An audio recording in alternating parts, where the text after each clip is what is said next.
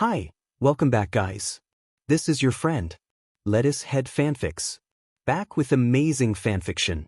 This is the series of What If Deku Stopped Worshipping All Might? Please give this video a like and subscribe to the channel if you want more videos like this. Now let's get into the fanfic. Izumi Midoriya was a lot of things. She was kind, smart, a literal ray of sunshine, according to pretty much everyone that had ever spoken to her. But there was also one thing about her that nobody expected when they looked at the bright girl. Izumi Midoriya was petty as F-. She was 4 years old when the doctor told her that she didn't have a quirk. And she was devastated, not because that made her different from the very few friends she had, but because her mother, of all people, told her that her dream wouldn't come true. She would never be able to become a hero. The other kids started to treat her differently after that. Especially Katsuki Bakugo, or Kaken, her now ex-best friend. When Kaken had gotten his quirk, everybody was amazed. To be fair, the explosions the little boy could make were pretty cool, and Izumi never failed to mention that. But even as a little kid, Izumi never truly understood why the people with flashy quirks got so much praise. It's not like they could control what quirk they'd get. Complimenting Kaken's quirk to her was like complimenting his eyes. Pretty, but not his accomplishment. Pro heroes trained their quirks and used them for good. That was a reasonable accomplishment for her. That was the reason she admired All Might so much. He used his quirk to the best of his ability and managed to save everybody while keeping a smile on his face. In a perfect world, everybody would agree with Izumi. They would recognize the beauty of a flashy quirk, but also the potential of a subtle one. They would encourage every kid to achieve their dream, quirk or not, and would find ways to overcome any obstacles on the way. Sadly, Izumi didn't live in a perfect world. And in the world she lived in, once word had gotten out about her being quirkless, everyone turned on her. The change happened so quickly that Izumi wasn't prepared. The fist connected to her face, and next thing she knew she was lying on the floor, her hands clutching her face as to protect it from more harm, her ex-best friend standing over her, a foot placed on her chest to keep her down. I always knew you were a useless Deku, but to know just how pathetic you are. That's almost sad, the ash-blonde boy laughed. Izumi tried to talk back, but Kaken stomped down on her stomach and all she managed was a strangled whimper. You got anything to say, you worthless piece of shit, he growled. When she opened her mouth again, he threateningly let small explosions go off in his hands, so she quickly shut it again, not wanting to get more hurt. That's what I thought, Deku. For good measure, he kicked her in the side while his friends, the kids that also used to be her friends, she noted sadly, laughed and cheered him on. And Izumi was devastated again. Hers and Kaken's mom were friends, so she knew the boy since diaper days. He was always like a cool big brother to her, comforting her when she was crying, which was admittedly quite often, playing with her and protecting her from the mean big kids. They shared the same dream of becoming the #1 hero, so they had decided to be a duo and kick villain butt together. But what he just did to her, and what he said, that wasn't the Kaken she knew. The Kaken she knew may be a hothead, a bit like his mother, which Izumi always found to be hilarious, but he had never actually hurt her before. Deku was a teasing nickname, but it was all in good fun. And the one time he had accidentally lightly singed her hand with one of his first explosions, he freaked and carried her to their mother's bridal style so they could somehow fix this. It was a complete overreaction and Izumi had laughed it off. Auntie Mitsuki had burst into laughter and snapped a picture of her in the arms of her best friend, her looking at the camera confused, Kaken yelling, close to tears. Izumi didn't understand the change. Didn't understand why Kaken kicked her side again, laughing. Didn't understand why he kept calling her names, really mean ones. Didn't understand why he left her there, bruised and crying, while he laughed with his friends like everything was normal, like she didn't exist. Didn't understand why he didn't want to be her friend anymore. But there was one thing that she understood. If she wanted to be a hero, then she'd have to get strong. And if neither mom nor Kaken believed in her, then she'd just have to do it on her own. Izumi had always been petty. If the big mean kid said she couldn't do something because she was too young, too weak, a girl, etc., she would find a way to prove them wrong immediately, sticking her tongue out at them while watching their shocked faces. So everyone thought that just because she was quirkless she couldn't be a hero, huh? I will definitely be a hero. I'll be the bestest hero the world has ever seen. And if I'm quirkless, then I'll just be the first quirkless hero too, watch me. It was a beautiful sunny day in Japan. The afternoon sun shone lazily over a playground, where a little boy, only 5 years old, crouched, crying and nursing his face. For other kids, all at the same age, stood in front of him. There were 3 boys. One of which had ash-blonde hair, ruby-colored eyes which held an almost demonic glint in them while he was standing in between the other boys, cackling along with them. And then there was a small girl with fluffy green hair and pale, freckled skin that made her face look like a galaxy of stars. He knew the girl. Knew the bright smile that she always wore when she greeted him, that lit up her already bright, slightly chubby face and rivaled to outshine her emerald green eyes. Indeed, in passing the little girl, Izumi Midoriya, if he remembered correctly, could be confused with an angel. But now, she was standing right in front of him, her back turned to him and her arms outstretched, shielding him from the other kids. And her eyes, which were usually soft and kind, held a fiery glare while she fixated the laughing blonde and his lackeys. She didn't bother to call them his friends anymore, because honestly that's all these guys really were. "Leave him alone, he hasn't done anything to you," the girl demanded. Kekken, no, boo, she reminded herself, he was not her friend anymore, stopped laughing and in turn started to fixate her with a glare, though it seemed almost demented. "Huh? You got a problem with that, you worthless Deku?" Izumi braced herself, already knowing how this would go. Nevertheless, she held the glare, refusing to back down. "Yes, I have a problem with that. You can't just go around and hurt every kid with a different opinion than you. That's wrong and you know it." Bakugo let out another huff of laughter, then raised his fists that were already crackling with little explosions. "Like I give a shit about extras like him, he shouldn't have been in my way. Ah, but you quirkless beach still think you're gonna be a hero, that's so cute. How about I remind you where you stand?" Izumi clenched her teeth and took a clumsy boxing stance, imitating what she had seen on TV. Bakugo didn't need any further words, he already came swinging. And Izumi put up a fight.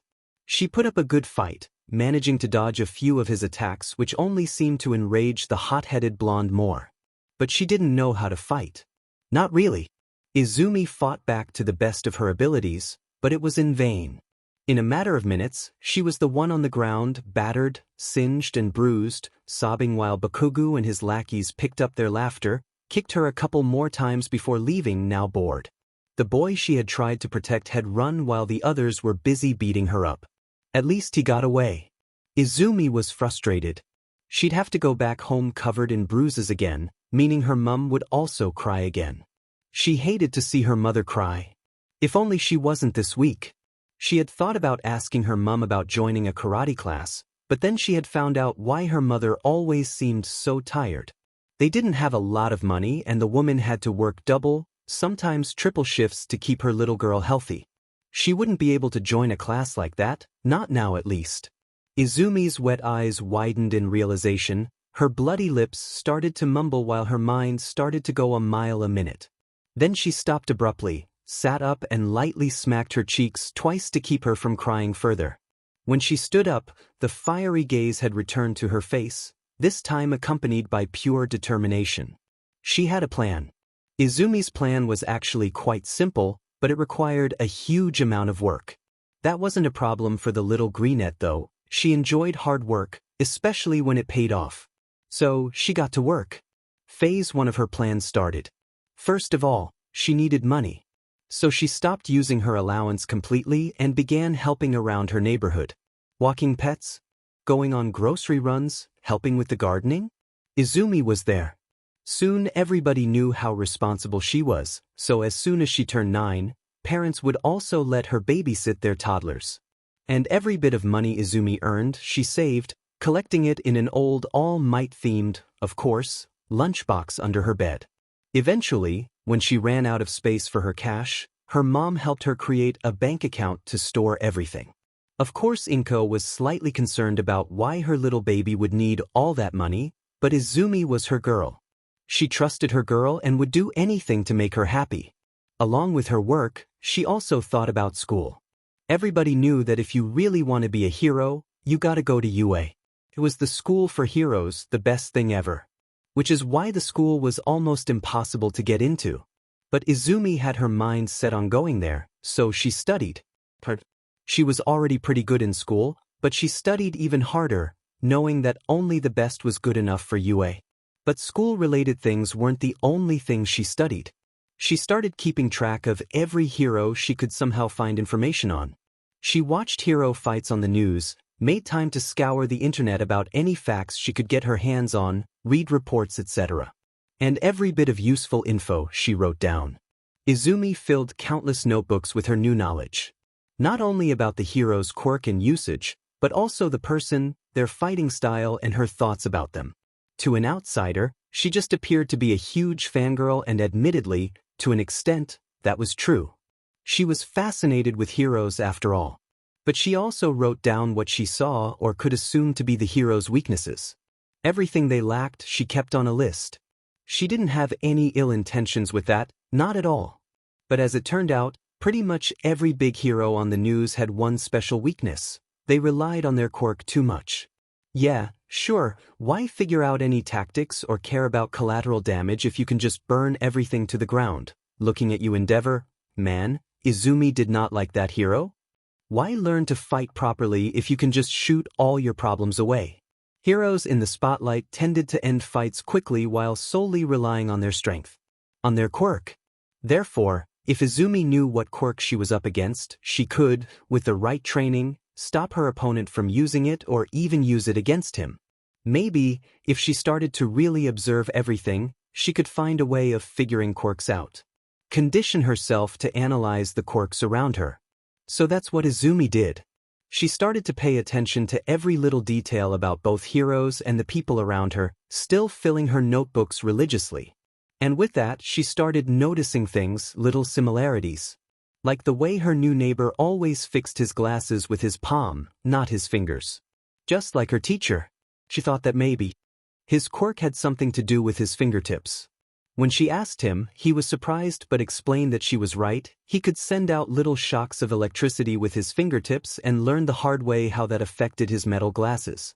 Izumi was ecstatic at every new discovery of hers. Encouraged by every neighbor that thanked her for working so hard, by every test she scored perfectly on, by every quirk she analyzed correctly, she kept on pushing. Izumi just recently had her 10th birthday when she decided it was time for Phase 2. It had been about 5 years now since Izumi started saving up money. And now it was finally time to use it. She signed up for a martial arts class that featured the use of different weapons, plus a dance class. After all, she needed to be strong to be a hero. Izumi was already pretty fit. The years of working around the neighborhood had been surprisingly helpful in that department too, but now it was time Izumi got serious. So she sat down and came up with a training plan to use her time in the most efficient way possible while still maintaining her good grades, jobs, and quirk analysis. And somehow it worked out. While she went on morning runs to build up her stamina, she listened to lectures on her phone and repeated school stuff in her head. In school, she usually had a little gripper or even a dumbbell on hand. The teachers didn't care as long as she didn't make any noise and kept her grades up, and honestly, she didn't give a damn about what the other students thought about her. Most of her afternoon she was busy analyzing and coming up with the best fighting techniques for her. And in the evening, there was pretty much always a kid in her neighborhood to babysit. The children loved her and most of them actually behaved really well, so Izumi had time to do her homework there, as long as she played with the children afterwards. That was the deal. Izumi fit her new fight and dance lessons into her plan quite nicely. On Tuesdays and Fridays, she started going to her MA training. On Sundays she danced. And when she started, she actually had a nice surprise for once. Hansuki Matsuda, her coach, was an elderly gentleman with short, gray hair, a kind smile and friendly eyes. He looked like the perfect image of a grandfather, wise but playful. No one would have guessed that he was also an ex-marine and able to kill you with a toothpick. Hansuki Matsuda also believed that society relied on their quirks too much. His own quirk gave him perfect night vision, which he knew was handy, but didn't make up for incompetence, his words. He built his dojo to encourage people to find their own strength and use that. And his training was harsh. Of course, he was patient with his new students. They had never done this before after all. But if there was one thing Hansuki hated, it was laziness. If he caught someone slacking off, half-butting training, or faking exhaustion because they were bored, he didn't hesitate to cuss them out in front of everybody. Imagine Gordon Ramsay but for fighting. Needless to say, most of his first-time students bolted after one lesson to either give up or find a different, easier dojo. Also needless to say, Izumi was not one of them. It only took about 15 minutes of his training before he cussed out the first slacker and started an angry rant about lazy teenagers. And Izumi was hooked. He was exactly the kind of teacher she needed, knew just what to say to keep her going, to push her limits. And Hansuki, in turn, noticed her enthusiasm, her determination and the sheer will that seemed to keep her going. And he adored it. Every move, every new fighting style he introduced to the girl, she soaked up, incorporated into her unique fighting style. And they both lived for it. In Hansuki, Izumi found something akin to a mentor. It was more than training. Hansuki actually seemed to believe in her. Even though they never directly spoke about it for the first time, in this dojo, Izumi felt accepted. Here she found strength. The knowledge that she could hold her own in a fight. The knowledge that she wasn't useless. And her dance lessons on Sundays were an experience. Her teacher was called Yuma. Funnily enough, the word Yuma means calm truth. Now, Yuma was very honest, so the truth part was correct. The calm part though? Yeah, not so much. She was flamboyant. And a little bit of a drama queen. But Izumi found that that was actually part of her charm. Yuma had a talent for spotting the best in everyone she saw and to encourage them to be the very best they could. And she was passionate. Very much so. Especially about dancing. Now, originally Izumi had only taken up dance lessons for practical reasons. It was a great training and would definitely help her defense in battle due to a dancer's flexibility and grace. She couldn't be fighting a villain and be defeated because she stumbled over her own feet now, could she? But what Izumi found out while being with Yuma was that surprisingly, she adored dancing. The beat of the music, so heavy she could feel it in her gut. Her own body, moving and twirling gracefully, and without a care in the world. Izumi felt like she was flying. She felt free. Now, she finally understood the term dance like no one is watching. And Yuma saw it. Never had she been more proud of a student. Yuma was the opposite of stern. She loved life and believed in live and let live. She felt like a slightly crazy older sister to Izumi, the kind you sometimes have to watch out for before they steal a shopping cart and drive it down a hill, but still can't help but to adore. Especially since dancing with her felt so easy. The lessons always left Izumi with a pep in her step and a smile on her face, even if she had to return into the real world that seemed to be against her. Here she learned confidence. The knowledge that she could hold her own in society. With Hansuki and Yuma by her side, life felt easier. Izumi hadn't even noticed how hard it is to keep going when it feels like nobody is in your corner. But this was nice. It was pretty DMN great actually. And it kept being that way. Well, until her third year in middle school, that is. It was a random Monday morning when Izumi returned home, just having finished her morning run. She was humming a little tune, still a bit giddy from her dance lesson the previous day.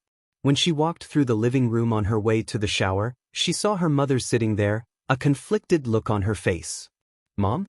Is something wrong?" Izumi asked, tilting her head. Inko gave her an uncomfortable smile in return and motioned for her to sit down. "Did something bad happen?" Izumi asked again, growing worried. She sat down and waited for her mother to speak. Inko took a deep breath, most likely to steel herself for what she was about to tell her daughter, who was growing more anxious by the second. The girl was about to ask for a third time, when, "I think you should stop," her mom said, her expression grim.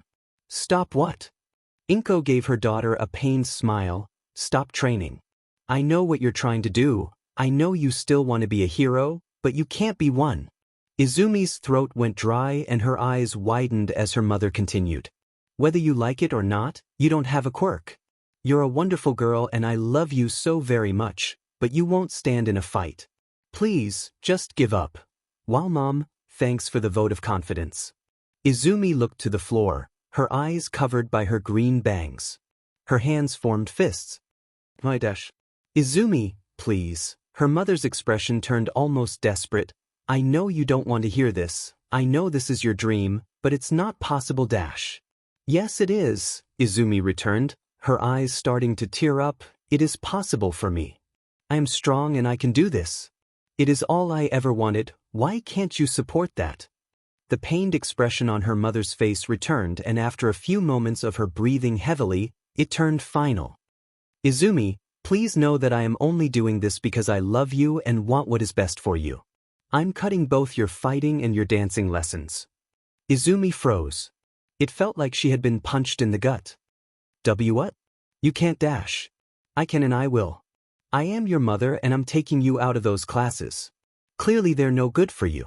And since I am the official owner of your bank account, I can make sure you won't take any other of those classes. Inko took a look at her watch. Now, it's getting pretty late. You should get ready for school now. With that, her mother stood up and left the room, leaving her daughter still frozen in shock. Her mom just did that. Not only didn't she believe in her, she also just took away the thing that gave her the most joy in life. Izumi wanted to be spiteful right now. She wanted to be petty, wanted to work even harder until she could look her mother in the eye, wearing her hero costume and revel in the remorseful look of her mother. But she couldn't. She didn't have the strength. So instead, she stood up and went to get ready for school, moving like a puppet on a string. Izumi had somehow managed to push her emotional distress aside. Teenagers were like piranhas and insecurity was like blood that let them to you. Instead, she tried to focus on her teacher droning on about stuff they had already gone over like 10 times. But the moment that got her attention was when the man pulled out a stack of papers. Now then, technically I'm supposed to go over your options for the future, but dash, the teacher put on a mischievous smile and threw the papers in the air. You're pretty much all planning to become heroes, aren't you? Cute cheering students, except for Izumi who kept silent and clenched her teeth. And, teach, don't lump us together like that. Unlike me, these extras will be lucky to become a sidekick to some no-name hero. Ah yes. Bakugo. As humble as always. The boy that had spoken proceeded to jump onto his table and exclaim, listen up. I'm gonna surpass All Might and be the next #1 hero. That's why I'm going to you. Bakugo smirked, reveling in the cheers from his classmates. Izumi only rolled her eyes. It wasn't like she didn't expect the boy to try out for any other school, but still. Fun. Her train of thought was interrupted by the teacher once again. Oh yeah, Midoriya. You're trying for UA too, correct? The room froze for a second, then broke out in laughter. Izumi didn't say anything while the class laughed and poked fun at her. She was used to it. But one look at Bakugo was enough to see that he was fuming. It really was no surprise that Bakugo and his lackeys stopped her after class. Unfortunately, she didn't manage to save her analysis notebook before he exploded it and threw it through the window. Honestly, she didn't even listen to what he was saying. After all, she could pretty much guess the gist of it. You're useless blah blah, I hate your existence blah blah, I'm so much better than you blah blah. Same old, same old. But then came something new. I've got a bit of advice for you. Why not take a swan dive off the roof and hope for a quirk in your next life? Ladies and gentlemen, I present to you, a future hero in the making. So glad the world is ending. Izumi froze while Bakugo cackled, encouraged by the boys behind him. That was too much. Even for Bakugo. He still had his hand, sizzling with little explosions, on Izumi's shoulder. She didn't even blink when she flipped him over her shoulder, didn't look at him or his lackeys when he hit the wall, didn't listen to his angry yell after her. She only grabbed her stuff and ran through the door. Izumi was an emotional mess. It wasn't like she didn't know that Bakugo hated her, and she also always kind of knew her mother didn't want her to become a hero. But usually she was able to use the frustration that came with this knowledge to keep her going. But right now, she just felt empty. She was so lost in her thoughts that she didn't even notice her attacker until it was too late. She just heard, a medium-sized meat suit, looks like today is my lucky day. At that she turned her head, only to have her face met with some form of slime? What the hell was that thing? She panicked and tried to pry the sludge thing off of her, but she couldn't get a hold of it. The thing blinked at her and said, "Will you stop fighting it? You're just making this harder on yourself." It blinked. It had an eye. That was the only weak point Izumi could currently, in her panicked state, find. And quick as a flash, she pulled out the pen she always kept in her pocket and rammed it into the sludge's eye. The thing screamed in pain and Izumi used the moment. She got her mouth free and took a deep, much-needed breath. Though apparently, her attack had aggravated the sludge thing. But before he could assault her once more, both of them heard a booming voice shouting, "I am here." And suddenly, the slime was ripped off of her completely. Before the shaken-up girl could even sink to her knees, the villain had been secured, meaning he was stuffed into 2 soda bottles, and she was left with her savior. Though after a moment of catching up with reality, she gasped at the man that had saved her. And she may have started to fangirl. Just a little bit. Something along the lines of, "All Might? Oh my god, this is really happening, you are really here, I am your biggest vanilla Vea, can I please have your autograph?" The hero in question, thankfully not commenting on her ability to fast talk, laughed and signed one of her books, smiling proudly. "Well, little lady, it is always a pleasure to meet a fan. But I'm afraid I must be going now, to bring this guy here," he raised the soda bottles, "to justice. Stay safe now." "Wait," Izumi yelled. She needed this. She needed to hear this. To have someone, at least one person, to believe in her. Do you think someone without a quirk can be a hero? She was anxious, on the very verge of breaking down. But if only he believed in her, "Little lady, I think you should be more realistic. Gotta love Mondays. Little lady, I think you should be more realistic." Those were the words that kept repeating in Izumi's head. All Might had said a little more to her before he super jumped away, about how she should maybe consider becoming a police officer if she really wanted to help people, but those were the only words that were able to register in her head. Her efforts were useless after all. Izumi didn't know when she had started walking again. She didn't even know where she was going. After all, where was she supposed to go? What could someone like her even do? Somehow though, her feet led her to the main road. She didn't care. Didn't look at anybody, didn't try to look for clues on people's quirks. What was the point? She was just walking, an empty shell that just existed for no reason. When she walked around a corner, she didn't register the people around her suddenly looking worried, not even the screaming that followed. It was only the loud explosions that made her look up, her face still blank. In the middle of the road was someone in a black school uniform in a similar situation to her only a few minutes ago. They were assaulted by the sludge villain from earlier. Didn't All Might say he'd bring that thing to justice? Did All Might F up? No matter. There were already a couple of pro-heroes on the scene, so they'd have that handled. The school kid that was currently attacked tried to shift out of the slime and Izumi got a look at his face. It was Bakugo. The seconds dragged on and Izumi furrowed her brows. Why weren't the heroes doing anything? I mean, sure, Bakugo was a JRK, but it was kind of a life-or-death situation here. And what was that pro-hero playing Galaga on his phone? Izumi had been having the mother of all shitty days. Let's recap, shall we? Her mother had told her to stop trying to be a hero and cut off any chance she had of training. Her former best friend turned worst nightmare had suggested she commit suicide. She had been assaulted by a villain and was almost killed in the process, and last but not least, her idol, the one person she respected more than anybody else, had also told her she could never be a hero. But now, in an actual, honest-to-goodness situation in which heroes were bloody DM and needed, because, oh yeah, there was a boy dying over there, the pro-heroes just stood around. And one of them actually had the audacity to play Galaga. If you listened closely enough, you'd probably have had the chance of hearing the sound of a rubber band ripping in half when Izumi snapped. She couldn't be a hero? Screw those so-called heroes on the scene. With an almost feral growl, she tore from the crowd, right towards the attack. This time, she didn't panic. The sludge seemed to recognize her and stretched tendrils of slime towards her, trying to capture her. Izumi, in return, chucked her backpack at it, avoiding the attack and getting close enough to maim it herself. Its eye was still hurt, so Izumi reacted, taking her pen from her pocket and stabbing it again in one fluent movement. The villain screeched in pain and luckily let go of Bakugo's face in the process. Izumi didn't waste a moment. She dropped the pen and reached into her back pocket, where she kept her little taser. How on earth could she have forgotten about that before? True, she never had to use it, but she always kept it on her person ever since Yuma gave it to her on her 12th birthday to keep the creeps away from my girlie. In a fast, practiced and flawless movement, she held the taser into the sludge. Meanwhile, her other hand had grabbed the collar of Bakugo's uniform. She yanked the boy back, effectively freeing him from the villain, and turned on the taser. The electrocuted sludge yowled in pain, then the guk fell to the ground. Unconscious.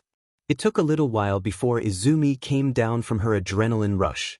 But when she did, she found herself standing on the side of the road, being scolded for her reckless behavior. By frickin' Galagaman. Izumi glanced to the side, where Bakugo stood, surrounded by other pro-heroes that congratulated him for being so brave.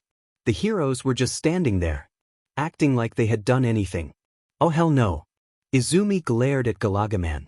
And then she started cussing him out. Loudly. Harshly. So harshly that a few bystanding mothers covered their children's ears. It wasn't pretty, by any means. But good lord, did it feel fantastic? When she was done, she didn't wait for any retaliation, would have been useless anyway. Every pro-hero stared at her, stunned to silence. Izumi just grabbed her backpack and headed home. The sun had already started to sink when Izumi turned the corner to the street she grew up on. Honestly, she was still sad about the whole day. Cussing out the pro-hero had helped, but she still felt horrible. The greenette contemplated on going on a little run to let out her energy, when she heard footsteps fast approaching. When she turned her head, she saw a certain ash-blonde boy running towards her, stopping a few meters in front of her and catching his breath. Wow, was the Katsuki Bakugo actually going to thank? I didn't need your help, you useless Deku. Yeah, she should have figured it was something like that. I had the situation perfectly under control. And I definitely don't need someone as weak as you to come to my rescue. Sure, because one of your many talents is breathing through slime, how could I forget? You just dash. Bakugo, shut up. Izumi interrupted him. She was just so freaking done with this whole day. I really don't give a DMN about your issues and I'm already in a bad mood. Don't. PSS. Off. This time, it was Bakugo who froze. Izumi had talked back to him before, but it was not like that. She almost sounded murderous. And the girl used his shocked state to leave him behind. Izumi stared at her room. From everywhere, little All Might stared back. Now, Izumi hadn't bought those herself. But Inko, bless her heart, had known how much she idolized the hero, so she always saved up a bit of extra money for her birthdays, buying her girl a new piece of All Might merch each year. Well, they say, never meet your heroes. Now, looking at her room, a familiar feeling of frustration and anger welled up inside of her. But it was accompanied by something new, something bitter. The man that inspired her to start and try becoming a hero didn't believe in her. That knowledge stung. But Izumi was done feeling empty. Everybody who thought she couldn't do it. That evening, she took down every All Might poster, every figurine, every All Might themed item she owned and stuffed it in a trash bag. Now, as satisfying as dumping it in the trash or setting it on fire would be, merch wasn't cheap. So, instead, she took a picture of everything to sell it online. That was the better option and she could use the money to redecorate her, now kind of empty, room. But somehow, that didn't seem like enough. So for a little while, she just kind of stood in her room, staring at the trash bag and mumbling thoughts to herself until it hit her. And she'll admit, when she stepped outside, a lighter in one and the ripped-out page with All Might's autograph in the other hand, when she set the paper on fire and watched the ashes fall to the ground like black snowflakes, she had a sweet smile on her face. Thakai. That night, Izumi went to bed, still wearing a smile on her face. After all, her little act of revenge had felt so incredibly good. She was sure she'd get a good night's sleep. Only she didn't. She was just lying there, trying to fall asleep, but her mind kept running circles around everything that happened today. And how she reacted. And the more she thought about that, the less secure she became about herself. Not about stepping in when the pros didn't, not about giving up on idolizing All Might, but she just didn't feel right. Especially, in hindsight, about burning the autograph. It had felt so satisfying. That was not a good thing, right? That couldn't be a good thing. Was she on her way to become a villain? Her breath died in her throat. What? No, she couldn't possibly be. Those pro-heroes had made her furious. Well, obviously, but were those really the kind of people she wanted to be like? Of course not, but... And not even All Might was the hero she believed him to be. True, Basil? If it felt this good just burning his autograph, just think about the real thing. What? The heroes she admired, they were a farce. But she knew everything there was to know about them. She could take them down. Replace them with worthy heroes. Just think of what she could do. Stop. Izumi shot up in a cold sweat, panting furiously. But the air didn't register in her lungs. Good God, she was having a panic attack. Where on earth did those thoughts come from? From her, obviously. They were her own. Shut up. Izumi covered her ears, as if she could somehow drone those thoughts out. But it was useless. They kept on coming while Izumi sat there, knees pulled to her chest, nails digging into her face to keep onto her sanity. She needed fresh air. Izumi bolted out of bed and sprinted out of her room. She didn't care if she woke her mom right now. She didn't care if it was the dead of night or that she was still in her pajamas. She just needed to get out of there. The steps were freezing cold when she ran out of the door barefoot, little stones on the sidewalk digging into her soles painfully while she kept going. She didn't even know where, only stopping when she was completely out of breath. As it turned out, her feet had led her to the big abandoned building the city had meant to renovate but never did.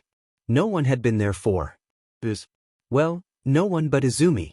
When she was 8, she had found a hole in the fence around it that was big enough for her to squeeze through. It was kind of her safe place. When she was down, when the bullying in school was too much for her to pull through, she would go on the roof to cry in peace. Actually, that idea sounded pretty great around now. Even though Izumi was small, even for her age, she doubted she could still fit through that hole. Instead, she climbed the wire fence, hissing a bit when the cold metal touched her bruised feet. Quick as a flash, she was in the building and could easily make her way to the top. Everything looked exactly like it did the last time she was here. Empty corridors, a broken light bulb hanging from the ceiling, the little cracks in the drywall. Maybe a little bit more dust, but that was okay. Izumi went up the stairs silently, the little taps of her feet being the only sound in the building, resounding from the empty space. The cold night air made the girl shiver when she stepped on the roof. The city lights shone bright, and aside from the occasional car, it was completely silent. Usually these were things that Izumi appreciated. It was like she was the only person in the world. But right now, she couldn't focus on that. Her feet took her to the middle of the roof, where she finally broke down. She fell to her knees and started crying. Crying about her life, about her insecurities, her doubts. About everything that had led her to this very point. And when she had no tears left to cry, she started to scream. She howled out her agony in raw sound, not bothering to form words, just letting the pure energy flow out of her. She yelled until her throat ached and then some. And then she just sat there, too exhausted both physically and emotionally to move. She didn't even have the energy to turn her head when a smooth, dark voice started to speak behind her.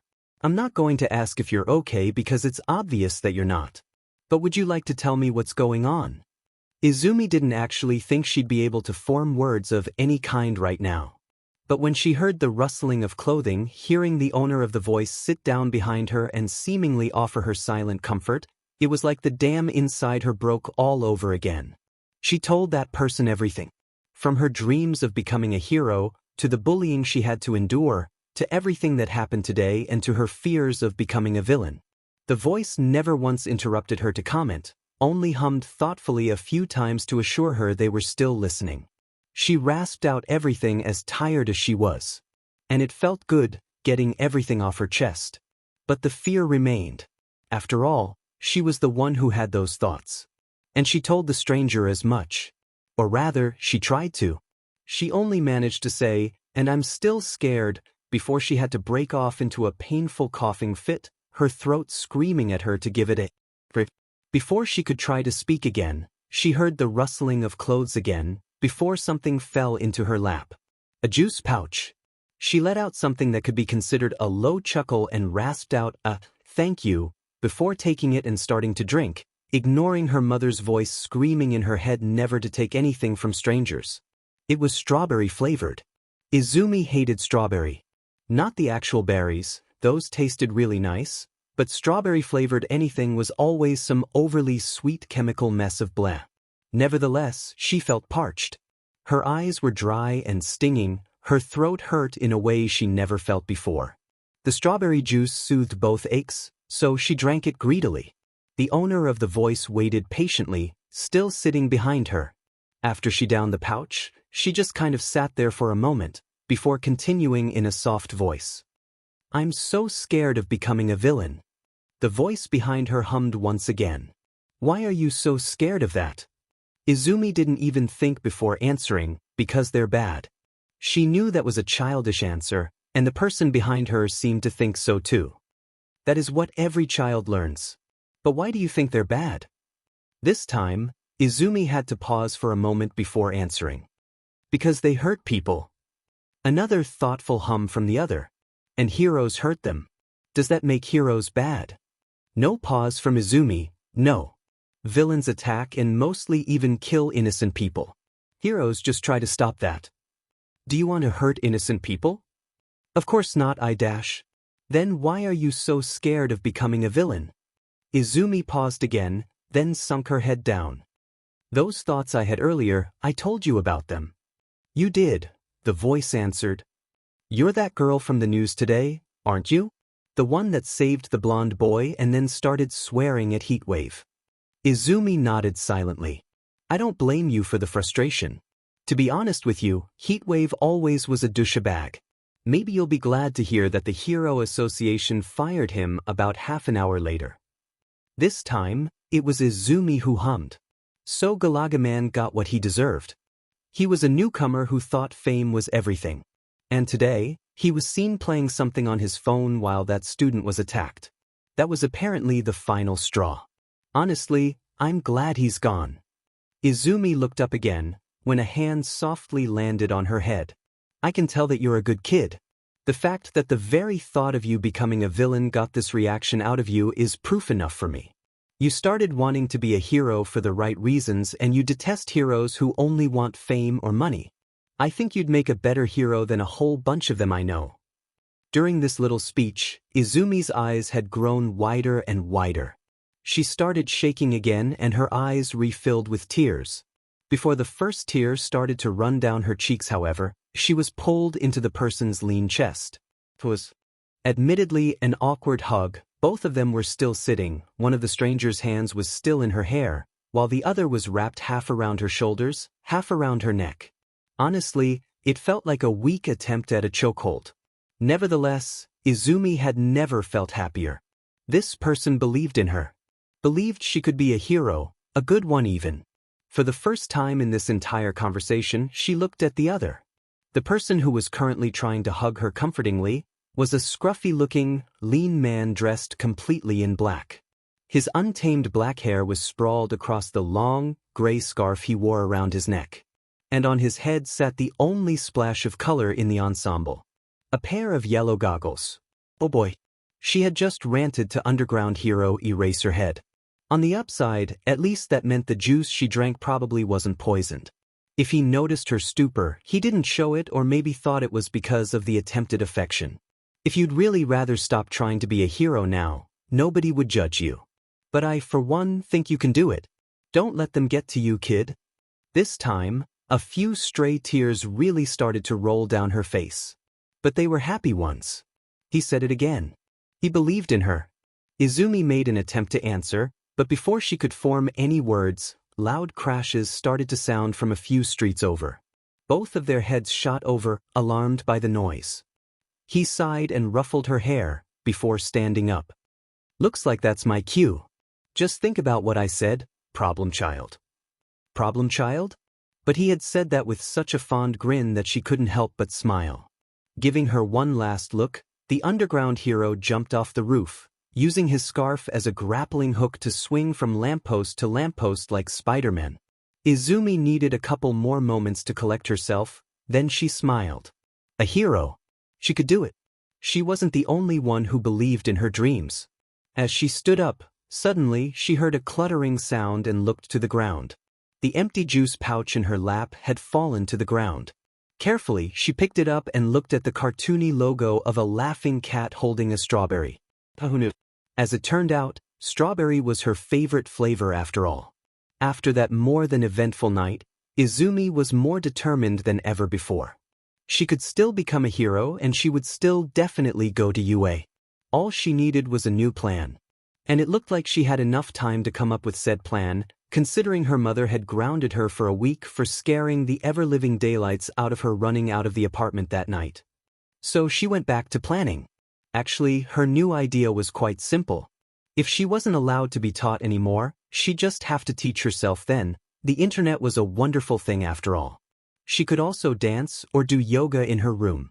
But what to do about building muscle mass? Without any proper equipment, there was nothing she could do. And there was no way her mom would allow her to order any. That thought kept her occupied during the week. And worse, it seemed like her fighting idea was a bust too. She didn't have enough space to train properly, and without an opponent all she could really do was repeating katas. It was just no use. The day that Izumi was finally allowed to go outside alone again, she went straight to the local mall. The All Might merch she had sold paid off quite nicely. Now it was time to redecorate. Inko had been delighted to see her room hero-free, probably thinking she had given up after all. Izumi didn't bother to correct her. On her way there, Izumi used the chance to look for Quirk clues again. The street was buzzing with people and she had her hands full, her eyes following every movement, lips mumbling, a habit she still hadn't been able to cut. But even though she had been so focused on the people she saw, she wasn't able to miss the strange noises coming from the alley nearby. Strange thumps, whispers, and groaning? Oh no. Izumi turned pale. She recognized those sounds. As fast as her legs could carry her, she ran down the alley, only to come face to face with three guys, a fourth one laying on the ground, protecting their head. What the hell do you think you're doing? Izumi yelled, running in between them, standing protectively in front of the poor teen on the ground. Easy there, beautiful, the guy in the middle said, smirking and winking at her in what was probably an attempt to be suave. You don't need to bother with him. Wannabe Suave continued. He's a villain, he doesn't matter. You're the ones beating up someone, how the hell is he the bad guy here? Izumi retorted, already fed up with those idiots. She swore to God, if this was about the poor guy's quirk? He has a villain's quirk. We're just doing dash. Wannabe Suave wasn't able to continue his poor excuse. Why yes?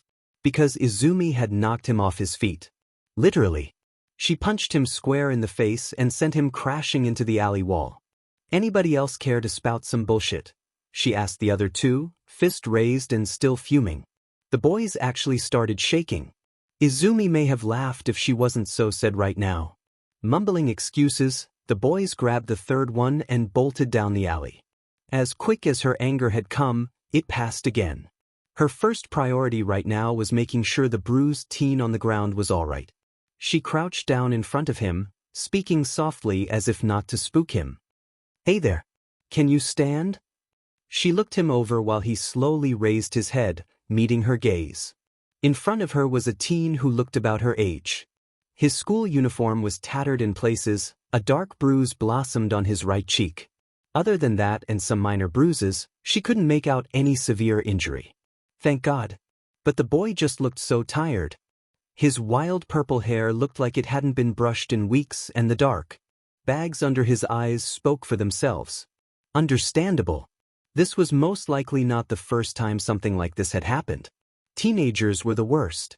She waited patiently for him to make the first move, smiling encouragingly at him while he continued to stare at her. Author's note, I'm going to try something here, please bear with me. Shinsu's POV. Today had been absolute crap. Though not unusual, it's still SCKD.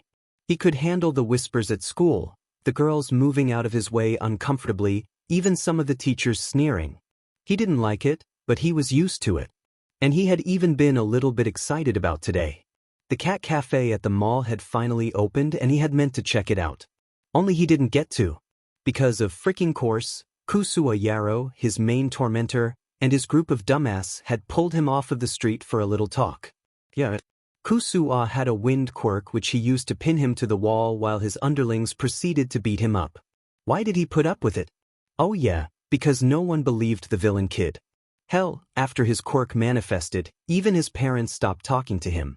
They only used sign language to communicate. What the hell did he ever do to deserve bullshit like that?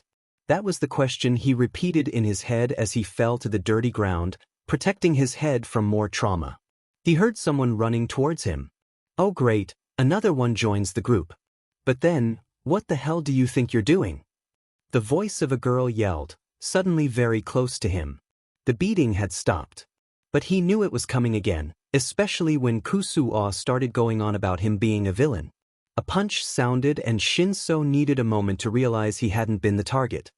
He lifted his head a tiny bit just in time to see a seemingly petite girl sending his main tormentor flying with a punch. Holy shit. Was she defending him? She sent the others running with Kusuo in tow and he needed a moment to process what had just happened. Then the girl turned around to him and crouched, smiling at him. Hey there. Can you stand? He understood now. He was dead and God had sent an angel to get him. Staring at the girl was all he managed to do right now. She was really cute. Her fluffy green bird nest of hair was loosely tied into a ponytail. It just looked so soft.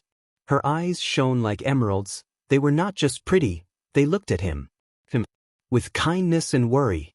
And she had freckles. Oh God, the freckles. Yep, that was definitely an angel there in front of him. He continued to stare at her until he realized that she had asked him something. Oh, was his clever reply. The eyebrows of the angel furrowed and she extended her hand towards him, lightly cupping his cheek. Did you hit your head? If you have a concussion, I'll take you to the hospital. The angel was touching him. Repeat, the angel was touching him.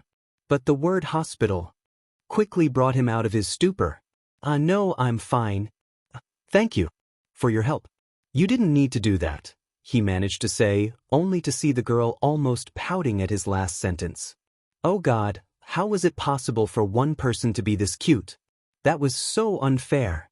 Of course I needed to do that, they were hurting you. The girl's tone of voice was still worried. It's okay really. I'm used to it. Shinso lowered his head again. The villainous quirk thing Kusuo said is true dash. He was interrupted by a short, stinging pressure on his forehead. It didn't hurt but was enough for him to stop, surprised. Had she just flicked his forehead? Listen to me and listen well, the girl said, her voice suddenly extremely serious. There is no such thing as a villainous quirk. Every quirk can be used for both good and evil. It depends on the user and how they choose to act with it. Shinso couldn't help it. His eyes filled with tears. Beeb, he didn't even care that he stuttered right now. My quirk is brainwashing. It's dash. So, the greenette interrupted him. That quirk sounds awesome. Just think about the kind of hero you could be. He stopped again. The kind of a hero? His gaze met hers again. It was so determined, but now it shone with, was that admiration? Just think about it. You could make villains give up without even having to fight. You could brainwash them into confessing their plans. Or even work unrelated to heroes, like helping victims to remember and overcome trauma in therapy. There are just so many good things you could do. The angel openly grinned at him, sunshine seemingly seeping from her face. She believed that he could be good? It was then and there, in the dirty alley, that he started crying for the first time in a while.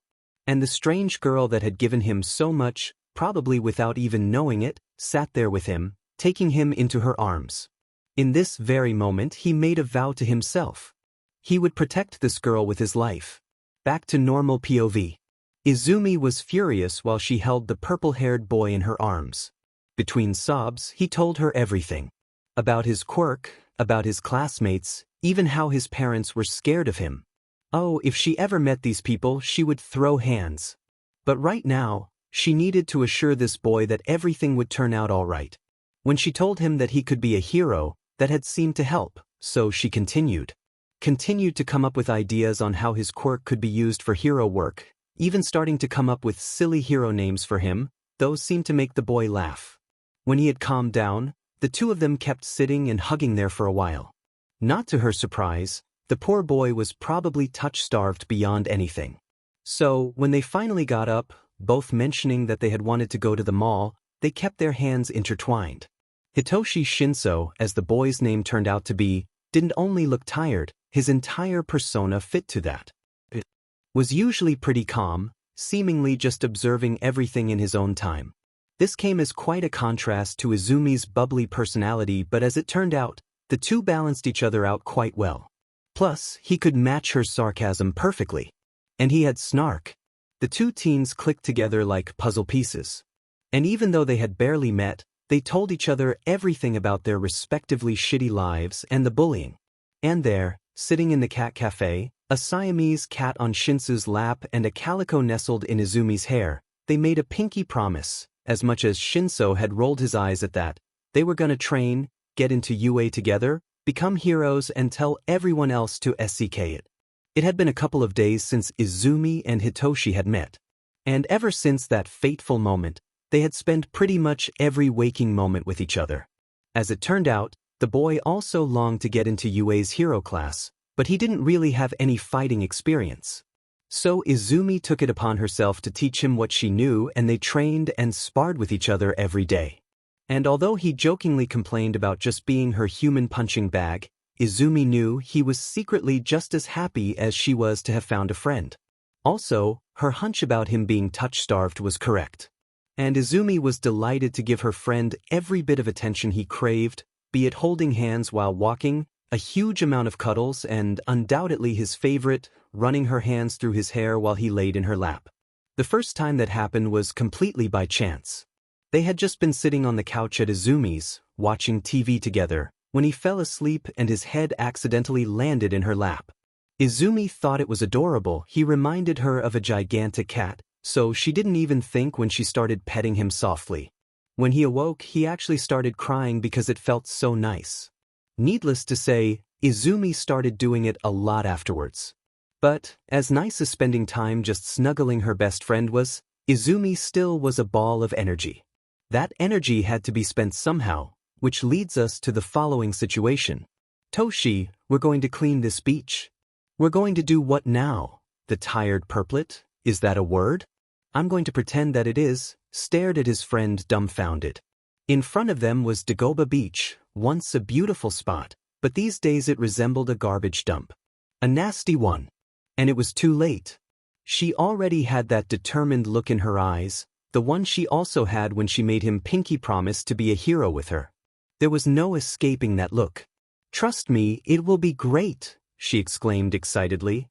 1, we're doing the public a service here, and 2, this is gonna help us train. Come on. Hitoshi just sighed. But you owe me so much coffee. Izumi cheered. And so began the training. The two would start with little things, containers, toasters, a surprising amount of broken microwave ovens, and slowly worked their way up. Izumi also let her friend use the chance of training his quirk on her. The boy was reluctant to do so at first, but Izumi assured him that he had her absolute trust, and, after he stopped blushing, he was okay with it. They had 10 months in total to get ready for the entrance exam at UA, and both of them were determined to make every second count. Luckily, Izumi was getting away with it at home, since technically she was just spending time with her friend. Izumi and Hitoshi were about 3 months into training when they got some additional help, again, completely by chance. Izumi was trying to lift a big chunk of metal when she noticed something pink underneath it. But she didn't get the chance to examine it anymore, because it suddenly jumped at her, making her let go of the metal chunk and roll down the garbage hill. Her surprised yelp alerted Hitoshi, who was currently standing on another garbage pile, but immediately came running to her rescue like the sweetie he was. But when Izumi stopped rolling, thankfully unharmed, she finally had a chance to see what strange animal. Alien? Thingy? She had freed from its prison. On top of her was a girl that looked about her age, covered in motor oil and soot. Thick, pink dreadlocks were currently falling around her face, barely being tamed by some steampunk-like goggles. The most special thing about her were her eyes though. They were a piercing yellow and had a cross in the middle, almost resembling scope lenses, most likely had to do with her quirk. The girl grinned at Izumi. "Thanks, Greenie. I was in a real pickle there. Wouldn't know what to do if you hadn't busted me out." Another grin and Izumi suddenly felt a short, slightly wet pressure on her cheek. The girl had just kissed her. Well, someone sure was friendly. Seeking help, Izumi looked at her purple-haired friend, so seemed to be just as lost as she was. Then she looked back to the strange girl. You're welcome? What were you even doing under there?" "Oh, I was looking for my baby." What? "Yeah, my baby. I accidentally dropped it. It's so small, so it slipped right through the crack there." The apparently crazy girl pointed to a crack in the middle of the metal chunk Izumi had tried to lift. "I thought it being small was handy, pocket-sized, but this could actually be a problem." When the strange girl started to ramble about babies and what size would be best, a deeply confused and slightly disturbed Izumi decided that enough was enough. Also, why was that girl still sprawled on top of her like it was normal? When she gently tried to nudge her off and get out of this awkward moment, the pink-haired girl suddenly shot up, her eyes narrowing on something near the trash hill. She yelled triumphantly, spinned head over and picked up something small, presenting it to the two, still deeply confused, teens in front of her. "Found my baby." Izumi took a closer look at the presented object. It looked a bit like a Swiss Army knife, only pink and glittery. "What is that?" she asked carefully. "I am so glad you asked." The girl grinned, eyes shining proudly. "This is my baby number 296, the pocket laser. An inanimate object, likely an invention. Oh, thank God, not an actual baby." She pointed the pink thing to the metal chunk from before and made a small movement with her hand. Suddenly, a little pink beam of light shot out of the thing in her hand, melting the metal wherever it hit. Izumi and Shinso stared slack-jawed while the girl seemed to write something into the metal. She spelled out the letters Meihatsu, when the laser suddenly flickered and gave out. The girl paled slightly, then threw her baby in the air. Seemingly not a second too soon, because suddenly it exploded mid-air. Pink hair had the mind to look slightly sheepish. "Well, that can happen with prototypes. Anyway, I'm Mei Hatsum, future owner of Hatsum Enterprises, pleased to meet ya." She gave a little peace sign at her introduction. Hitoshi looked over at Izumi, but it was too late. There was that look again. Izumi and Mei got along like a house on fire. Hitoshi could live with it, even though both of them were entirely too energetic for his usual taste. As it turned out, Mei was trying to get into the support class at UA, and once Izumi told her about both of them wanting to be in the hero class, Mei more than readily offered to build their support weapons. That is how the Chaos Trio was formed. The three teens usually spent their days training, Izumi and Hitoshi cleaning the beach or testing out the support gear that their geniusly crazed friend had crafted them. Mei perched behind Izumi's quirk notes, coming up with new weaponry or looking for usable parts in the garbage. Other than that, they went to the mall or just stayed in, lounging around and doing what normal teens do. It had been months now since they started training. Hitoshi fell to his knees, panting and groaning. After all, he and Izumi had just carried a huge butt fridge away from the beach. Izumi took a look around and smiled proudly. The beach was beautiful.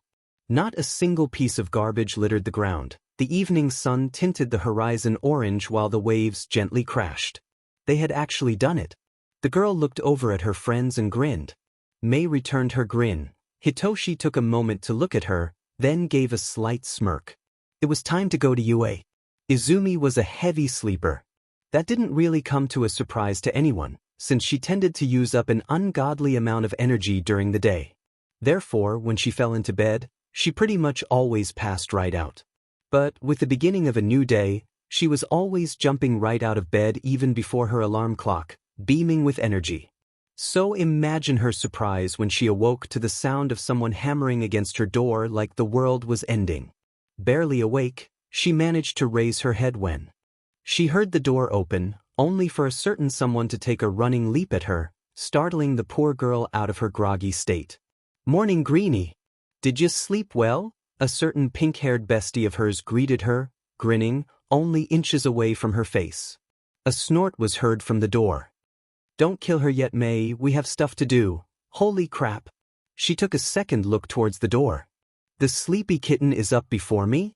Who are you and what have you done to my Toshi?" said Sleepy Kitten, snorted again and then opted to wait outside while Izumi got ready. Even though the wake-up call had been new, seeing her two best friends in her house was hardly a rarity anymore. They were practically joined at the hip most of the time anyway. When Inko had first met her friends, she almost cried in joy. Her little girl had such amazingly sweet friends. Izumi checked her equipment one last time, then pulled her untamable hair into a ponytail. She never really cared to learn about different braiding styles, and since long hair got in the way of fighting, she had actually wanted to cut it off. But when she voiced that, May had almost screeched at the crime of getting rid of those curls. Whatever that meant. So, ponytail it was. One last grin at May, who still sat on her bed, and out the door they went. After a tearful goodbye from an emotional mother, Izumi told her about her trying out for you, though she might have implied wanting to go to Gen Ed, and the trio was moving, buzzing with excitement. Even Shinso, whose anxiety was calmed immensely by the two girls flanking him.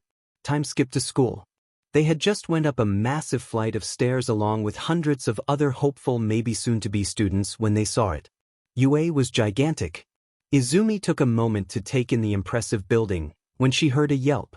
May had accidentally dropped something and somehow managed to trip backwards over it. Yeah, she wasn't even going to try and figure out how that happened. How was not a question you ask being around May. Accept it or suffer. The point was, May having some little thing exploding in her face or dropping on her but was not unusual. But right now, they were still at the top of the staircase. A very, very long staircase. And she was already moving, wasn't she? Quick as a flash, she flew forward, grabbed May's hand and yanked her back. Good news, her friend was safe. Bad news, now he was the one about to fall down the stairs. Closing her eyes and protecting her face, she braced for impact. Though surprisingly, it never came. She just felt someone tapping her back, then she stood still. Mitter. Someone grabbed her collar and Izumi felt someone pulling her down. Once her feet were safely planted on the ground again, she managed to find her savior. A cute-looking girl with chubby cheeks and brown hair that went to her neck was smiling brightly at her. "Hi there. Sorry for using my quirk on you without asking, but we can't have you hurting yourself. Now, can we?" Izumi returned her smile. "Ah, that girl was sweet. Thank you so much." The two girls wished each other good luck, then the brown-haired girl bounced forward towards the entrance. Izumi followed, accompanied by Toshi, who was now slowly growing more anxious after all, and a repeatedly apologizing May, whom she assured that she was all right. But now they had to focus. Yeah, she said that, but honestly, the written part was a joke. They had 3 hours to complete it, and aside from the multiple-choice questions, really? The longest part had been the essay. The task had been to define what it means to be a hero. Oh, Izumi had been having a field day with this one. After everyone had handed in their tests, Izumi and Hitoshi, May had split up from them to go to her support exam, made their way over to a huge auditorium where, once everyone had found a seat, they were met with a very loud but also very familiar voice. Everybody say "Why?" Silence. Crickets chirping. A quiet cough, you get the picture? The flamboyant blonde in the flashy outfit at the podium, otherwise known as Pro Hero Present Mike, pouted slightly, then continued his speech. "Man, tough crowd. Anyway, I bet you're already really excited, so I'll make this as short as possible. In this exam, you are going to fight our robots. There's 3 kinds of machines, 1-pointers, 2-pointers, and 3-pointers. By taking those out, you will collect villain points." A tall, blue-haired boy wearing glasses threw his hand up in a strangely robotic motion. "Present Mike, sir, I have a question." He got the go from the hero, so he continued. "In this handout it clearly states that there are 4 kinds of robots in the exam. If this is a misprint, it is very unbecoming of a respected hero school such as this. And you there, He did a 180-degree turn, his outstretched arm now pointing directly at Izumi. "You have been muttering this whole time. It is very distracting and I ask you to stop." Man tall glasses guy seemed fun. Though she knew technically he was right, her mumbling wasn't that loud. Ah well, he was probably just as nervous as everyone else in here, so she couldn't really be mad. Present Mike took the word again. "That's not a misprint. There is a fourth kind of robot, the zero-pointer. It's more of a gimmick, really. Taking it out won't give you any points, so it's better for you to just stay clear of it. Now then, if there are no more questions, let's get this party started." His cheer, accompanied by him throwing his fist in the air, was met with silence, yet again. While the poor hero trudged off of stage disappointedly, the students went off to get started. Hitoshi was sent to a different arena, so the friends hugged goodbye, wished each other luck, and went their way. Every student here seemed so pumped. Izumi smiled, getting excited. She twirled the support weapon Mei had made for her. Unactivated as it was right now, it just looked like a long metal staff. Izumi was so happy that support weapons were allowed in the exam as long as you filled out a form. She could have beaten this test without her weapon, but her fingers itched to finally really use this baby, it. Now she started calling it baby too. In her excitement, she still didn't fail to see the sweet brown-haired girl that had saved her earlier standing alone, shivering and obviously anxious. Just as she started to walk towards her, another slightly familiar person stepped into her way.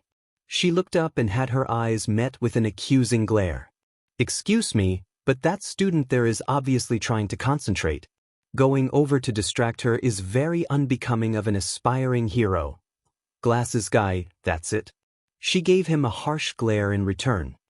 "Excuse you, but it's also extremely unbecoming to just assume my intentions. That girl over there is a nervous wreck and I was trying to cheer her up. Now get the hell out of my way." She pushed past him, the tall boy obviously shocked by her outburst. Before Izumi had the chance to reach the girl, however, Present Mick's voice sounded from a huge speaker over the entrance off the arena. "Okay everybody, time to get this show on the road. BGMI." Izumi didn't need to be told twice. The doors opened and she rushed in, leaving the other students in the dust. "What are you waiting for?" The hero's voice sounded again. "There are no countdowns in real life." She's got the right idea. Go, go, go. The students began to run and the test began. Izumi was almost giddy. Finally she could use this weapon. She pressed the hidden button on the staff and with a zoom it activated. It was an invention based on Mei's pocket laser. Only that the genius had managed to turn the laser into a huge blade that currently went through a three-pointer like warm butter. Hell yeah. Izumi had a laser scythe. If that wasn't the most badass thing ever, she didn't know what was. Mei had also kept Izumi's usual color combinations in check and made the laser green. Not technically necessary, but still a sweet thought. Izumi ran, jumped and twirled around the arena, smashing and cutting down one robot after another. She would have felt slightly bad about it since making these probably took a lot of effort, but how could she really care if she had so much fun? She made a running leap at a two-pointer, swung her blade and watched the robot go down while sticking the landing. Honestly, she didn't even know how many robots she took out, having lost count somewhere after some little boy with really weird hair. It looked like ball? No, bad Izumi, we're not going there, had been surrounded by robots and while rescuing him, she forgot to keep track of her points. Though she wasn't sure if saving him was the right idea, she was pretty sure he grabbed her but on purpose while hugging her thankfully. Anyway, she didn't really see any robots around anymore, so the test was probably over soon. That thought had just left her mind when she felt the ground begin to shake. At the same time, she saw a whole lot of teenagers running towards her. Or probably rather away from the gigantic robot that was currently coming towards them. Holy moly, no wonder Present Mike had told them to stay clear of the zero-pointer. She was about to join the others when she heard a small help behind her. Turning around, she saw the sweet girl from earlier trapped beneath some rubble. The zero-pointer was almost about to step on her. And she was already moving again, wasn't she? Scythe outstretched, Izumi made a run for the robot and jumped. Her weapon ripped through the metal of his robotic leg and he started falling. Using the new angle the fall brought, She ran up the part of the leg still attached to his body while her scythe hacked and sliced away at anything she could find. She took a running leap at the robotic head, twirling and tearing it down. She didn't even notice her hairband falling out, way too focused to care. Only when she stood upon the giant piece of what was now trash, she took a moment to calm down, her scythe still at her side. After a few moments, she retracted the blade and made her way down to where the other girl still was, now staring at her slack-jawed. After making sure said girl was all right, she had overused her quirk and twisted her ankle but luckily nothing serious, she let out a breath, wondering how Toshi and Mei were doing. Meanwhile in the observation room, Aizawa let his tired gaze flicker over the screens. Why did he have to be here? And so early? His patrol last night had gone on forever and he just wanted to sleep. Besides, he could already tell that this year would be full of flashy, overly confident morons. He shortly watched as a raging blonde boy destroyed yet another three-pointer while yelling, "Die." The boy was strong. Would probably end up in 1A then. Aizawa could feel his oncoming headache. Why did he agree to become a teacher again? Nevertheless, he kept his gaze wandering over the different screens. After all, it was best to know what he had to be prepared for. And maybe, just maybe, he was hoping to see a fluffy nest of green hair in there somewhere. When Nizu released the zero-pointers, he started to migrate to his trusty sleeping bag.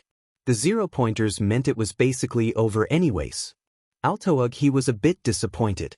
He hadn't seen any green.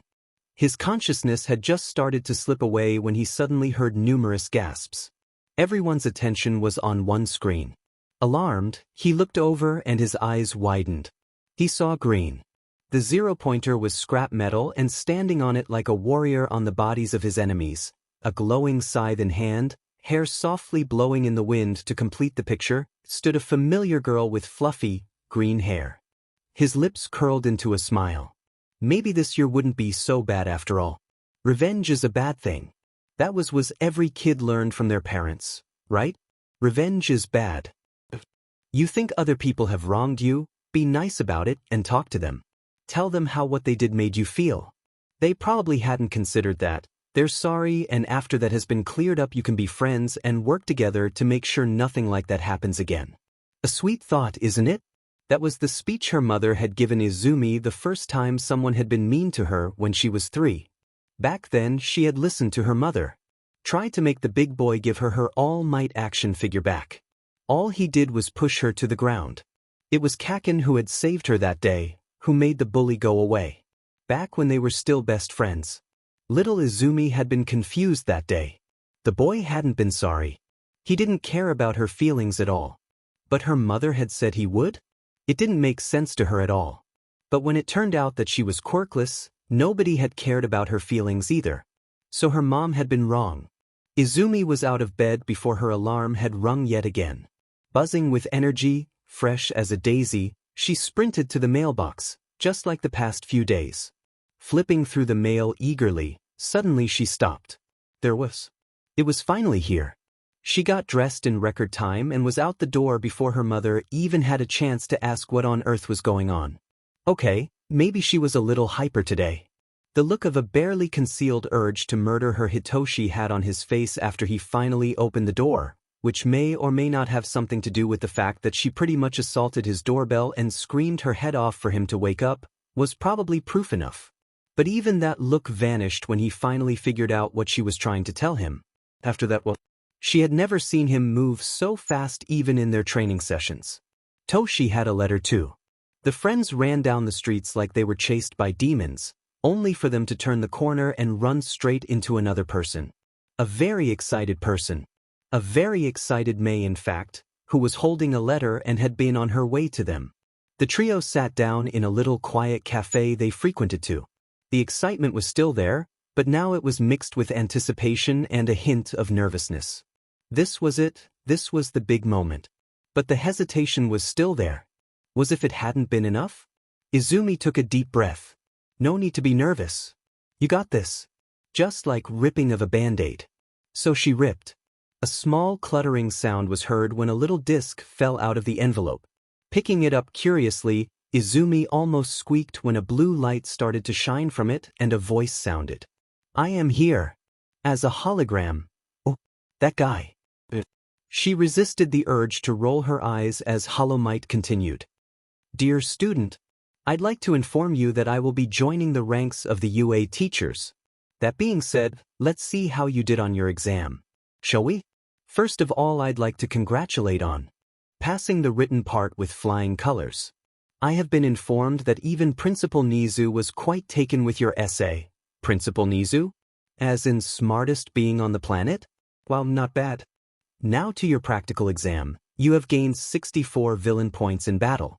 While that alone would secure a place in the hero class for you dash, the hologram flickered and suddenly showed a picture of her shielding the bald-haired boy, then switched to her lifting rubble off of the brown-haired girl. What kind of hero school would we be if we didn't reward acts of heroism? For your rescues during the exam, you also received 80 rescue points. In total, you have gained 144 points in the practical exam. That is a new school record. Congratulations, young Midoriya, and welcome to your hero academia. The hologram flickered again, then it turned off completely. Izumi sat in shock for a moment. Regaining her composure, her head shot up to look at her friends. Mei had stood up, she was doing her victory dance. And Toshi, he had the biggest smile she had ever seen on him while happy tears ran down his face. Oh god, yes. After celebrating in the cafe, Izumi had to make a few stops before going home. In fact, Hansuki Matsuda was not one to show emotion. Well, that was not completely true, he was good at showing anger. But happiness, pride and emotions of the sort were hardly seen on his face. But that didn't stop him from being so freaking proud of the green-haired girl he had trained. When she ran into his dojo that day, replaying the hollow acceptance letter, his heart swelled with pride. And if he didn't yell at his students for the rest of that day, it was because they were doing well. Not because he had a lump in his throat. No, not at all. Yumahara broke out in happy tears when Izumi almost jumped at her that day, telling her what happened and replaying the message for her. Her little girlie was going to be a hero. An absolutely amazing and fabulous hero. Hiding her emotions was the last thing that came to her mind. She hugged the greenette, jumping up and down with her and squealing like an excited teenager. And she made plans to go dancing with her girlie before the school year started to celebrate. Now children, you should listen to your parents. They have experienced a lot of things, made mistakes and learned from them. It is wise to take their advice into consideration before you act. That being said, your parents are also only human. They're not always right. Izumi kept her eyes fixed on her mother while the acceptance letter replayed yet another time. Watched her while she sat there. Watched her as her mother realized what had happened. And when the moment was over, when Inko had stopped crying, they talked. They talked about Izumi's dreams, about her strengths, her weaknesses and Inko's worries. But this time, Inko didn't brush her off like she had before. There was no more denying it, Izumi was strong. She would become a hero. And Inko was sorry for not believing in her. You should watch out how you handle revenge. Your parents can be right because it can make you miserable. It can make you a lonely and bitter person. But it can also be so sweet. Today was the day. Izumi had been extra excited all morning. While normally she sang in the shower, today she performed. While typically she skipped down the street when she was happy, today she danced. While usually she hugged Hitoshi and Mei in greeting, today she jumped into their arms. Not that they'd hold it against her, both of them were in a similar mood all morning. So, all dressed up in their uniforms, they went to their first day of school. After a short but jokingly tearful goodbye between Izumi and Mei, to which Hitoshi only stood by and rolled his eyes good-naturedly, the greenette and her tired best friend went off to find their classroom. And who'd thought? It was the classroom where the most noise seemed to come from.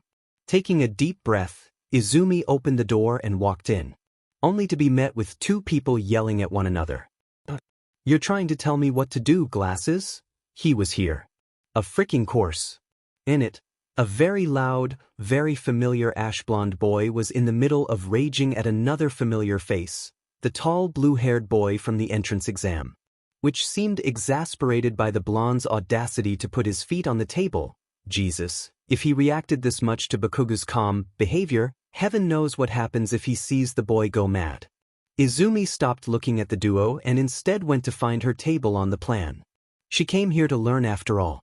But it was kind of hard not to listen to their fight. After all, they were loud. At least she learned that Glasses Boy was actually called Tenya Ida. Alright then. She had just started walking towards her designated seat when another voice called out to her. Hey, it's you. Izumi looked to the side, only to have her eyes met with the sweet brown-haired girl who was smiling at her excitedly. She smiled back in return. Oh yeah, hey there. Congrats on making it in. The girl had just introduced herself as Achiko Uraraka when suddenly, someone almost came barreling into Izumi, only to come to a screeching halt right in front of her. I must sincerely apologize for my behavior at the entrance exam. I have clearly misjudged you and I am deeply ashamed, Ida stated, almost knocking into her when he bowed at a 90-degree angle. Okay, slightly eccentric guy, but it looks like he means well. Izumi smiled at him, though that look quickly fell as the boy continued. You saved this girl, which means that you must have understood that there was a secret part of the exam. Which is something that I had failed to notice. If perhaps we could start over, I would love to use this chance to learn from you as a fellow classmate. Oh, for crying out loud. What the hell? Izumi fixated the tall boy with her glare once more. Are you implying I saved her because of the merit of it? So, hero you are. Ida once again froze at her words while Izumi continued coldly. She was in danger, I reacted. End of story.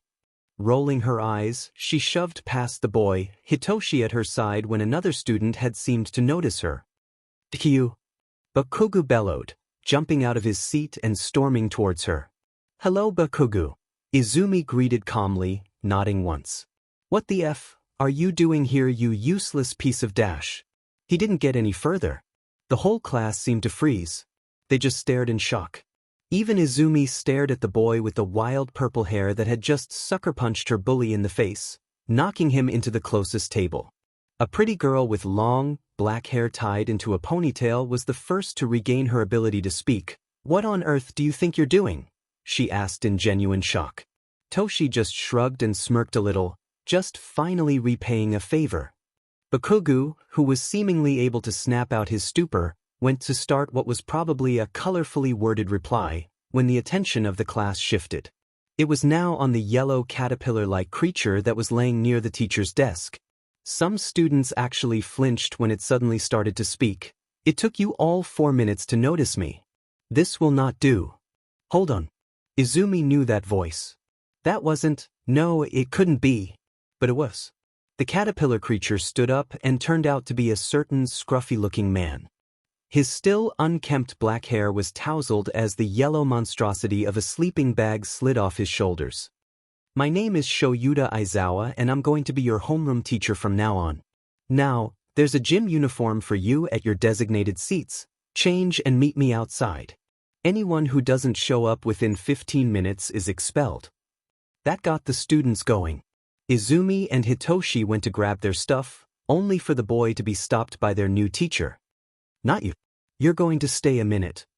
At that, Izumi cast a worried look towards her friend, but he only smiled and waved her off. You go ahead, I'll be right there. Izumi frowned at that, but didn't really have any choice but to agree. She was the first person on the training grounds, anxiously waiting on her friend. The other students seemed a bit taken aback by Hitoshi's interesting introduction, so they kind of left her alone. Her nerves were completely wrecked. Why would Toshi do that?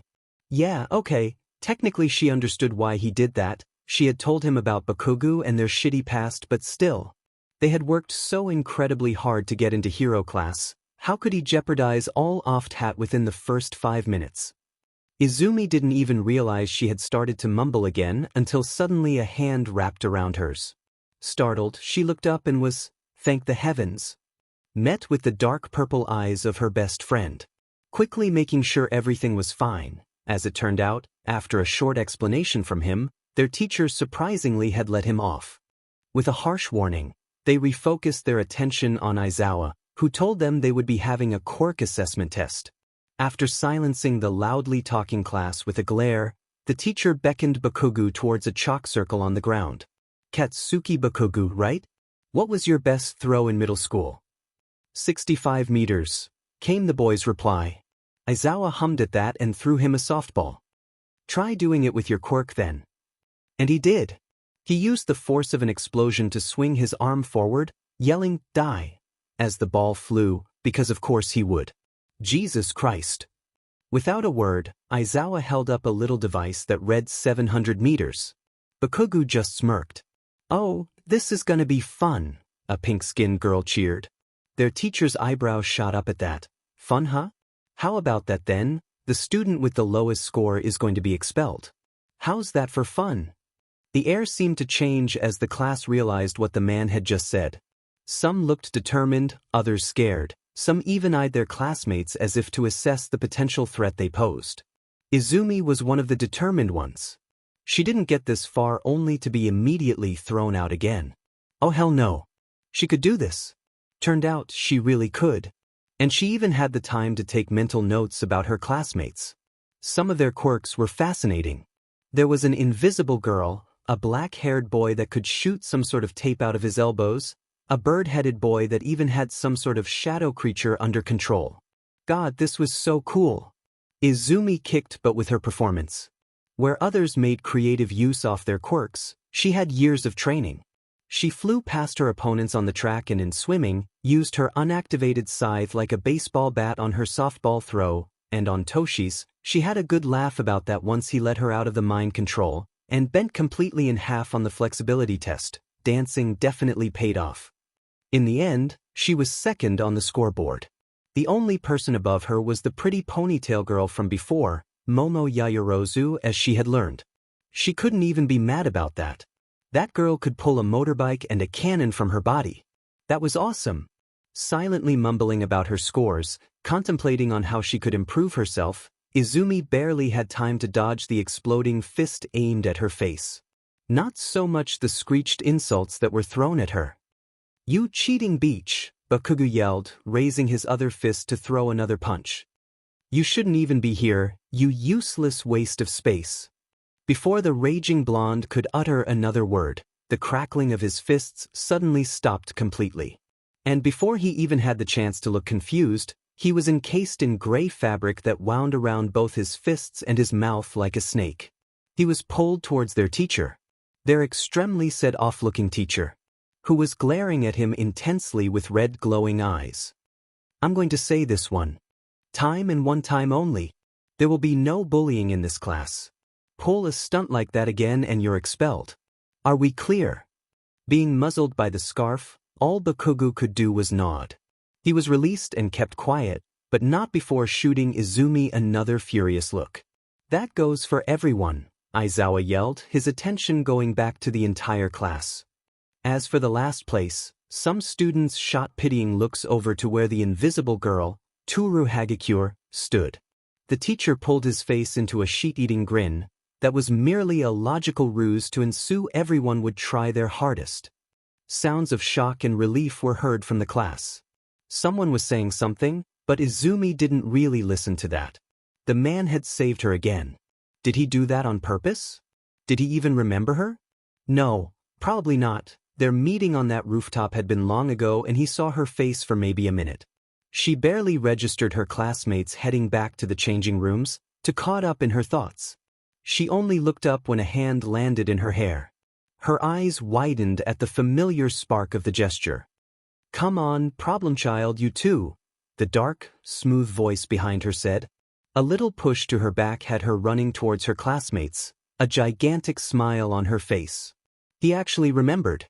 Grinning to herself, she didn't notice the curious stare of the heterochromatic eyes that had caught the affectionate scene. Well then, this school was going to be interesting all right. Izumi had made it through the most part of the day without any further incident. Bakugo kept shooting her dirty looks, but honestly, she didn't give a damn. All of the teachers were pro-heroes. She was way too excited to care. Her classmates also seemed to have somewhat calmed down around her and Toshi. Both of them were used to being ignored or poked fun at though, so they just stuck together throughout lessons and breaks, just like they always did. They had each other, it was fine. So imagine her surprise when, at the end of the day, walking towards the gates with Toshi to wait for Mei to show up, someone called out to her. Uraraka was standing at the gate, grinning brightly and waving at the duo. "We meet again," she greeted jokingly, throwing a little wink at Izumi. Slightly awkward, yet undeniably cute. "I was wondering if you'd like to walk home together with us," she continued. Izumi furrowed her brows and took a quick look around. Now call her crazy, but it looked like her new classmate was alone. Well, either that or she was with a naked Hagakure. "Are we waiting on your friend too then?" Now it was Uraraka's turn to look around, only to give a thoroughly unimpressed look to the person who was apparently hiding behind the gate she stood at. Sighing, the brunette walked towards it and continued to pull a bashful-looking Ida into sight by his arm. It probably would have looked really funny, but Izumi was still kind of set at the guy. "Ida, would you like to say something to our new classmates?" she asked sweetly. The blue-haired boy looked conflicted before, after a long pause, his face twisted into steely resolve. "Actually, there's something I'd like to do first." His eyes shifted to Izumi, then, faster than a speeding bullet, he moved towards her. Okay, Izumi hadn't really known what to expect. From what she had seen throughout the day, Ida was a stickler for rules. He didn't seem the type to go around picking fights, in or out of school. So she didn't need to expect an attack. But what she didn't expect either was for the tall brunette to fall to his knees and bow his head in shame to her. Or the shouted apology about the whole day. And yet, the latter is exactly what she received. While Ida was on the ground, almost shouting his head off, telling her how sorry he was about the misconception and pledging to do everything in his power to earn her forgiveness, Izumi realized a few things. 1. This guy was intense. 2. Ida actually seemed like a good guy. Thinking about it, technically he had proven to have good intentions, in a way. He stopped her from going to Uraraka because he was trying to protect her. In the classroom he had just meant to give her a compliment. He was sweet. He just had horrible people skills. That was alright, Izumi could work with that. Plus, he was on his knees begging for forgiveness. Literally. There was no way she could just walk away. "Ida, it's alright really. I know you didn't mean it. Also, please stand up," she tried to stop him. And thank the gods, he lifted himself off the ground again. But that didn't stop him from repeatedly bowing, somehow always in a perfect 90 degrees angle, and thanking her for her kindness. Izumi, now completely overwhelmed with this situation, turned to look to Hitoshi for help, but sadly, her friend looked just as stumped as her. Then she turned to her new classmate, Uraraka, who was currently trying to contain her laughter, and failing miserably after seeing Izumi's pleading look. Luckily, the brunette seemed to take pity on her shortly after and put a hand on Ida's shoulder. "Easy there, Ida, everything is alright, right?" she spoke calmly, as if not to spook a crying toddler. After a bit of calming, the situation finally seemed to clear up. "Anyway," Uraraka chimed, "we have to take the train. Do you guys need to go to the station too, Deku-chan?" "Ichim? Oh yeah, but wait, what did you just dash? What did you just call her?" Suddenly a familiar female voice growled. In the blink of an eye, something, or rather someone, jumped on Izumi's back, slung an arm around her neck and raised the other one threateningly towards her new classmates. Izumi didn't even need to turn her head to see who it was. Perched on top of her shoulders like a gargoyle, hissing and glaring daggers at Uraraka, sat her beloved genius friend, Mei Hatsum. Another hand wrapped around her waist and suddenly, she was pulled into Hitoshi's side, whose fiery gaze also fixated on the brunette. "Say that again, I dare you," came his voice, rage barely suppressed in it. Honestly, Izumi was touched by their protectiveness, but most of all she was confused. Uraraka had just called her Deku, but there hadn't been any malice in her voice whatsoever. Just what? The brunette in front of her seemed about as confused as her, plus a bit scared. No sneering, no condescending look, nothing. Izumi tried to stop the stare down before her friends got feral. "Why did you call me Deku?" Uraraka, now looking thoroughly intimidated, still managed to answer. That's what this boy called you. I thought it was a cute nickname." Her voice grew more silent with every word. Izumi's sweat dropped. This girl had seen Bakugo yelling at her, insulting her and even swinging. And she still thought that Deku was her special nickname. For the love of God. "Yeah. It's not," Izumi replied slowly, her hands rubbing soothing circles over Hitoshi's hand on her waist and Mei's arm around her neck, a universal sign for them to calm down. I mean, technically it is his nickname for me, but it's not a nice one. Looking at the confused and worried faces of her new classmates, she clarified, it means useless. He is insulting me. Truth be told, after Uraraka managed to calm down Ida, Izumi thought that she was the level-headed one.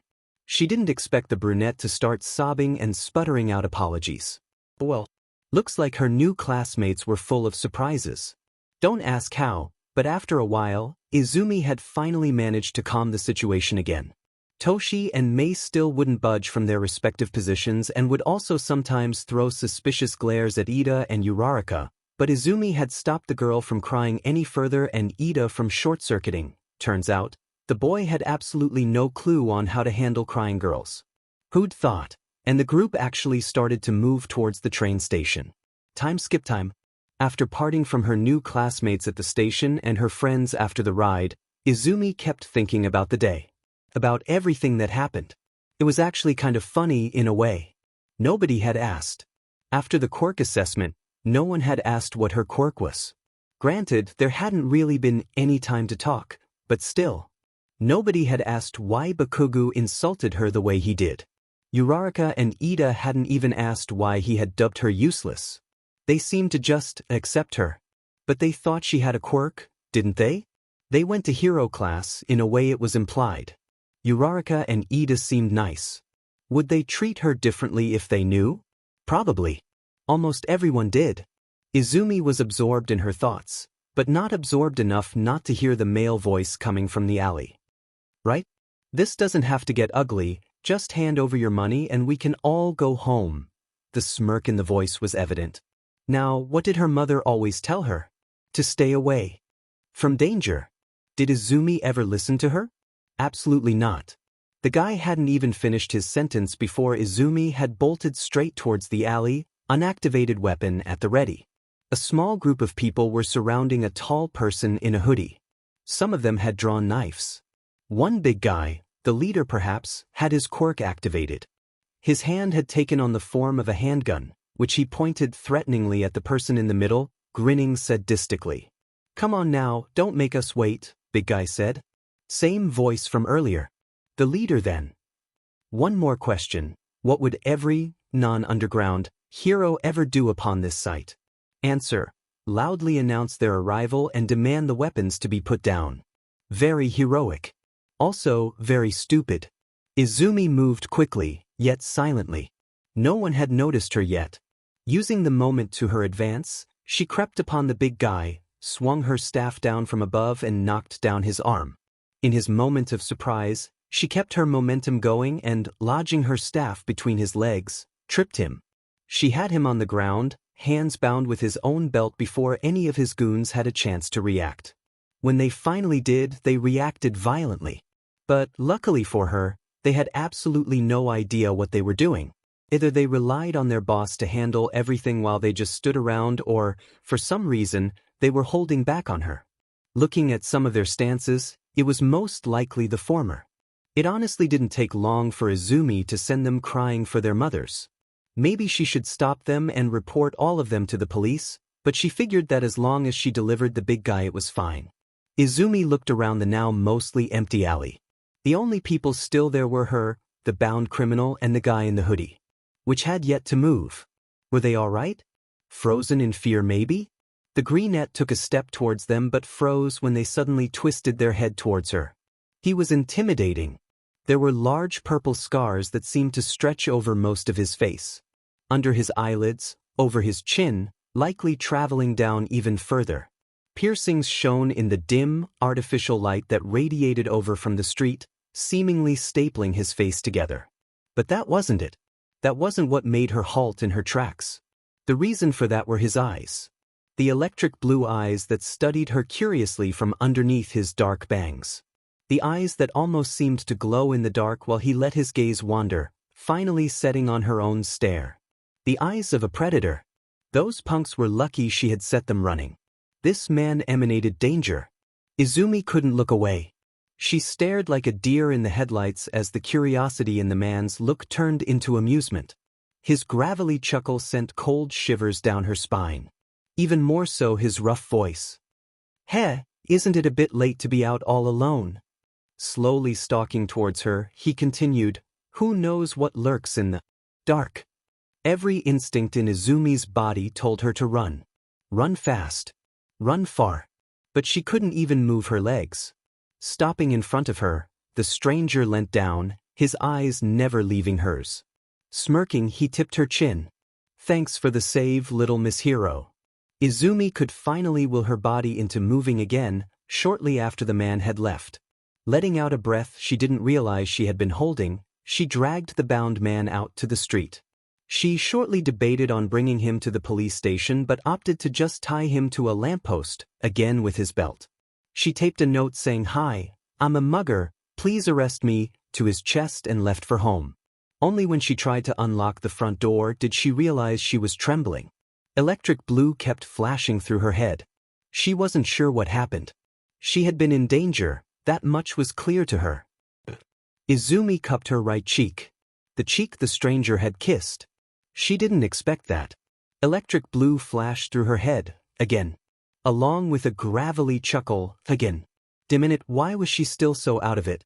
To be fair, her encounter with the dangerous stranger had been the weirdest experiences of her life, one-upping the time her, Mei and Toshi had hung out at her place, when Mei fiddled with one of her newest babies and in doing so, accidentally blew up her dresser, making her clothes fly everywhere and her favorite pair of panties ended up smacking into Toshi's face. An event of which they would never speak again, but this was different. This wasn't, "I'm a teenager and everything is embarrassing to me," weird. This was, "I'm fairly certain I could have died instead," weird. Minute. You know what? Izumi sat up straight in her seat and put on a determined look. Screw it. She kind of? He could have probably done it alone, saved a weird stranger in an alley, he had kissed her on the cheek and left. It happened. It was over. And what were the chances of them meeting again anyway? Right now Izumi was in school.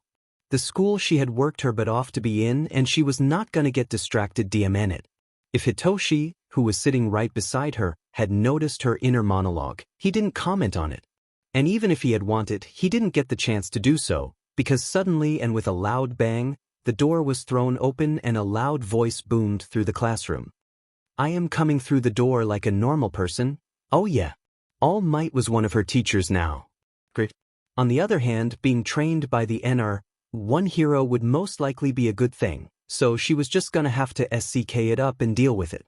Though she did share a slightly annoyed look with her purple-haired best friend at the entrance of the tall blonde hero. So sue her. Her mood did brighten at All Might's training idea. A chance to show off a little and the possibility to learn more about her classmates' quirks? Sign her right up. So she grabbed the case with her hero suit and followed the others in order to get changed.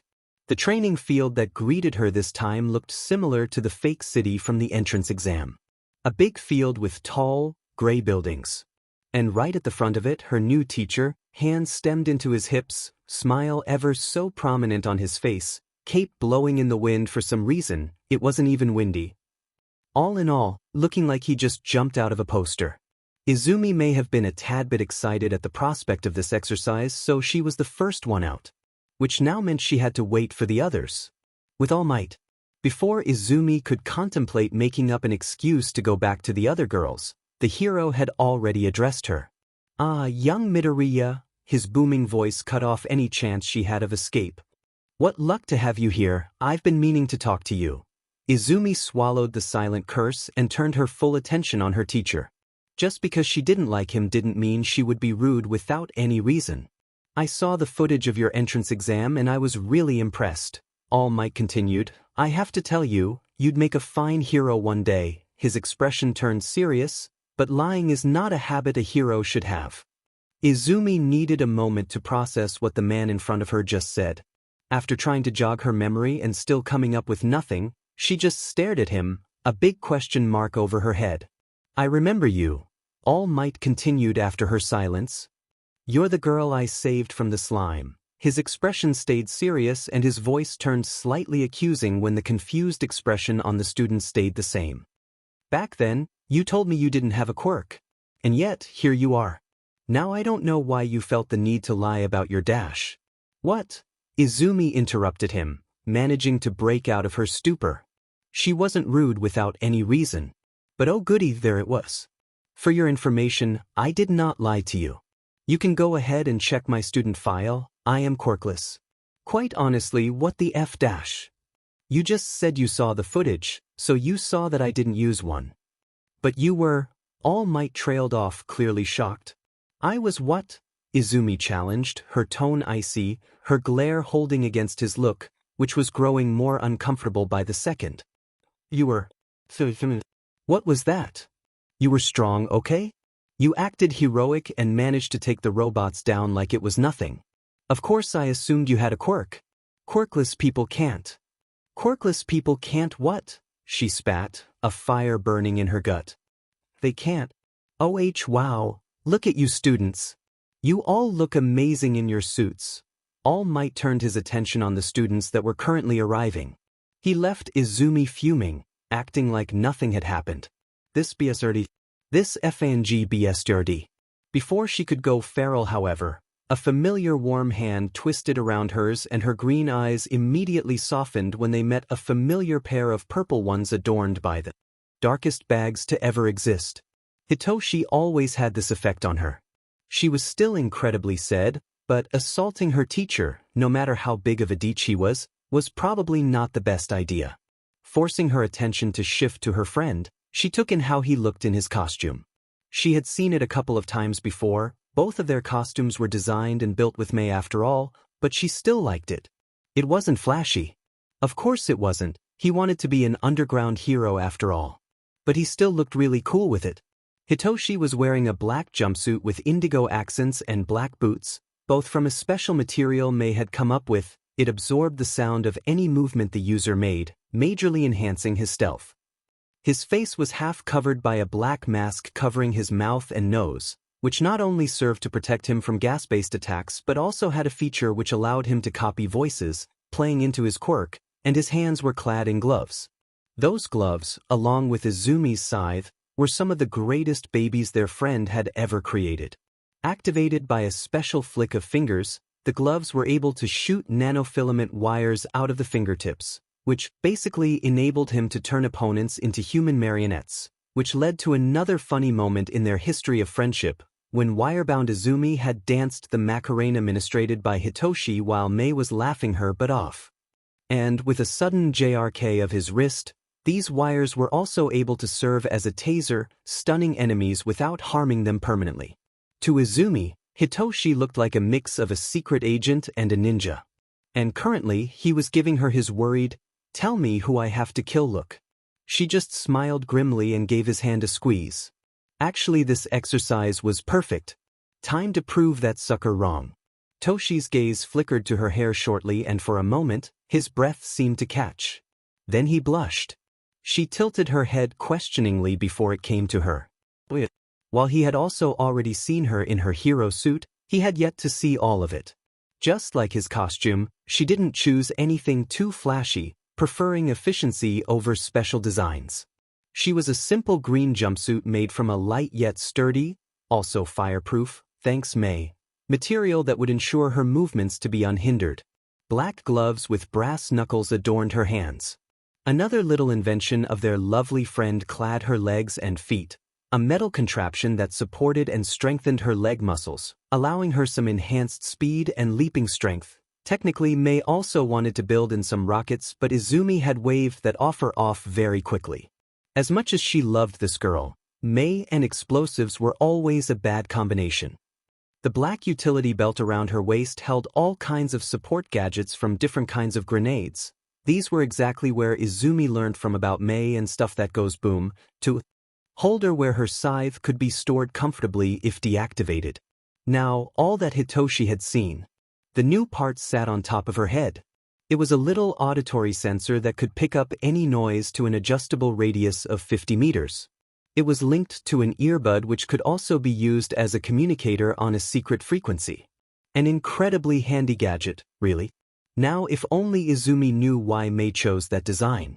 She didn't mind, it matched her hair color and was barely noticeable in all that fluff, but why were they cat ears? Oh well. She didn't mind, and from the looks of it, Toshi didn't either. Author's note: if we could all just collectively ignore my complete inability to draw shoes, that'd be much appreciated. Before any of them had the chance to comment on her accessory, however, they were interrupted by the booming voice of All Might, explaining the rules of their hero versus villain exercise. He began to draw lots for the teams, when suddenly, his confident smile seemed to slightly crack. He gave a slightly nervous look towards Izumi. "Ah, young Midoriya, perhaps it would be best if you sat out on this exercise, yes?" And her fury was back. "And why is that, if I may ask?" she asked, rage barely held back within her. "Well, just thought your situation dash. My situation is none of your concern," she spat icily, causing some confused and concerned looks among her classmates. All Might looked like he had another retort, but after a moment of hesitation, seemed to relent and kept on putting teams together. The smile Izumi wore when she was put up against Bakugo almost matched the angry blonde's. What a perfect opportunity to blow off some steam. "Izumi-chan. I'm so glad we're partners." Uraraka smiled brightly at Izumi. "And you look so cool in your costume." If she sensed the anger still bubbling in the brunette's veins, she did an amazing job of hiding that. Taking a deep breath, Izumi smiled back at her. "I am too, and so do you." The brunette did look cute in her pink and blue space-themed hero suit. "Let's both do our best."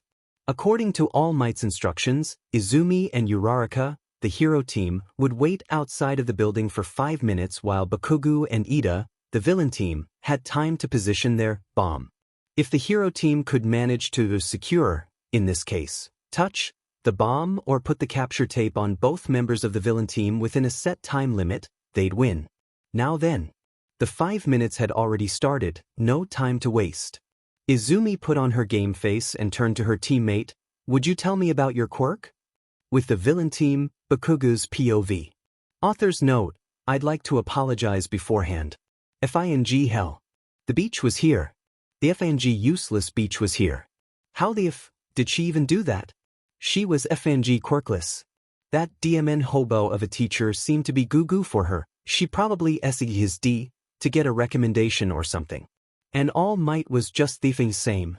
Trying to make her sit out on this like she was something special. Did that beach F all of their teachers? The thought made his FANG blood boil. What luck that the hobo wasn't here right now. Stupid Deku had no FNG reason to be at his school, and now, he had the chance to put her back in her place. Below him, where the beach FING belonged.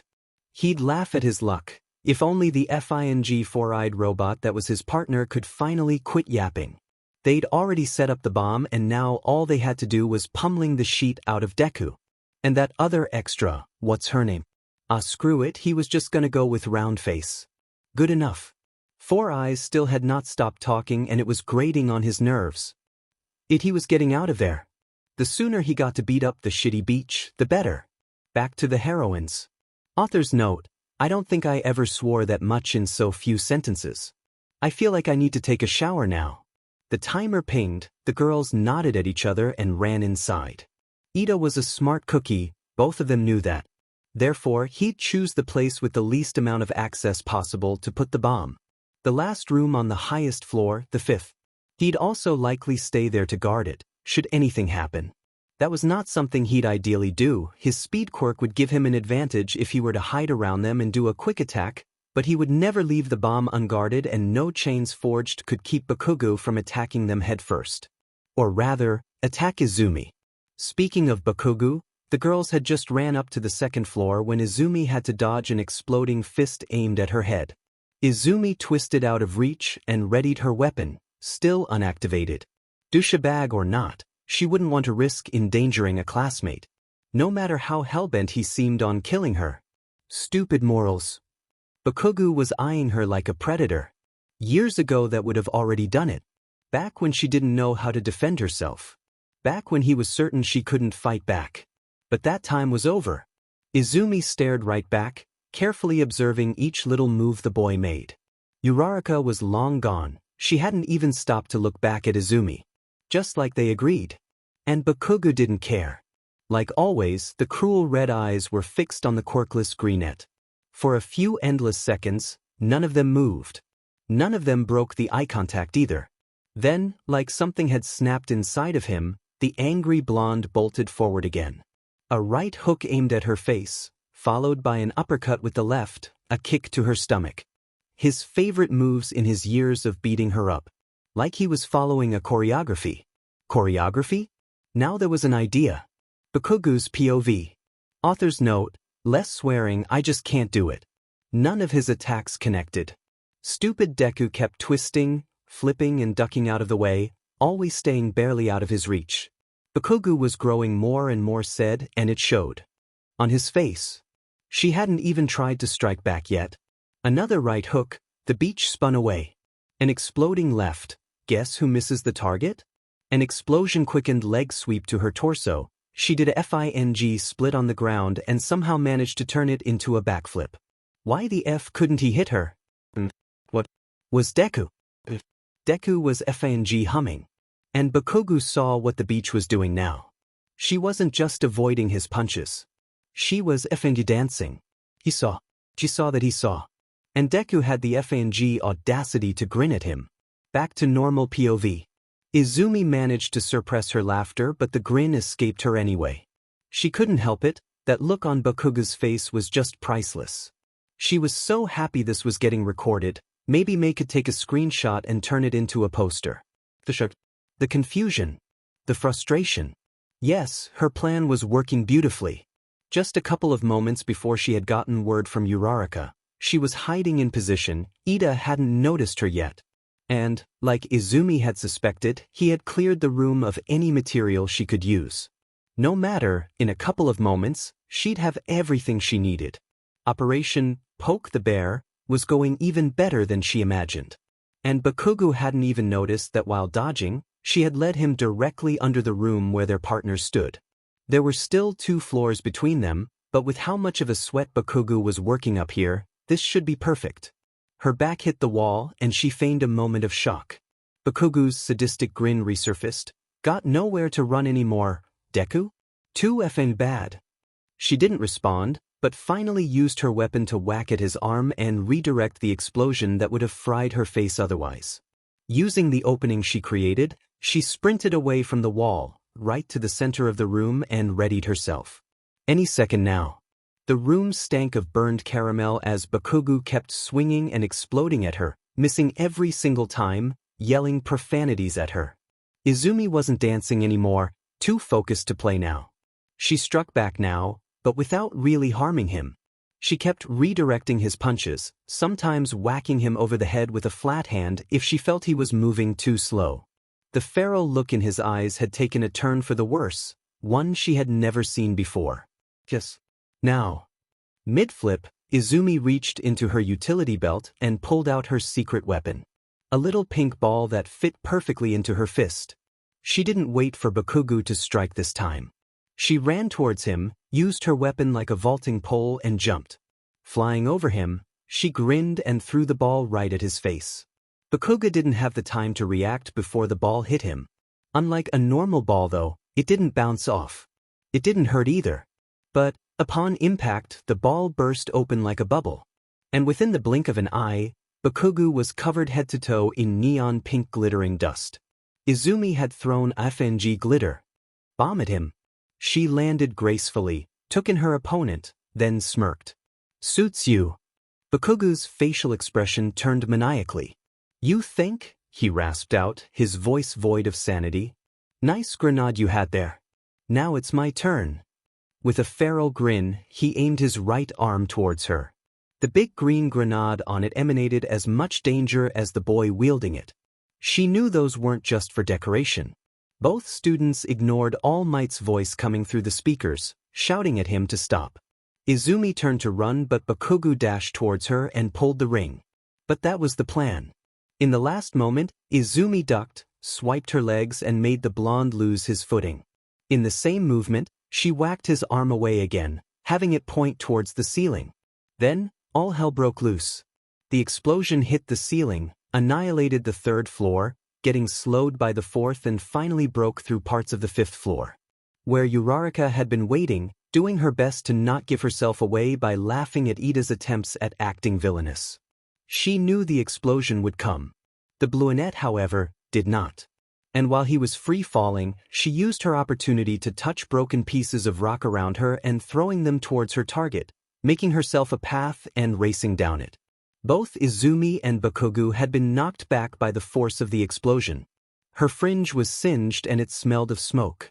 The air tasted like dirt and her ears were ringing, but the adrenaline in her veins kept her from dropping her guard while rubble rained around her.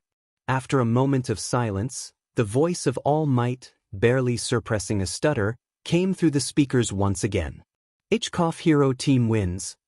Izumi looked up and saw Uraraka, clinging to the bomb with all her might.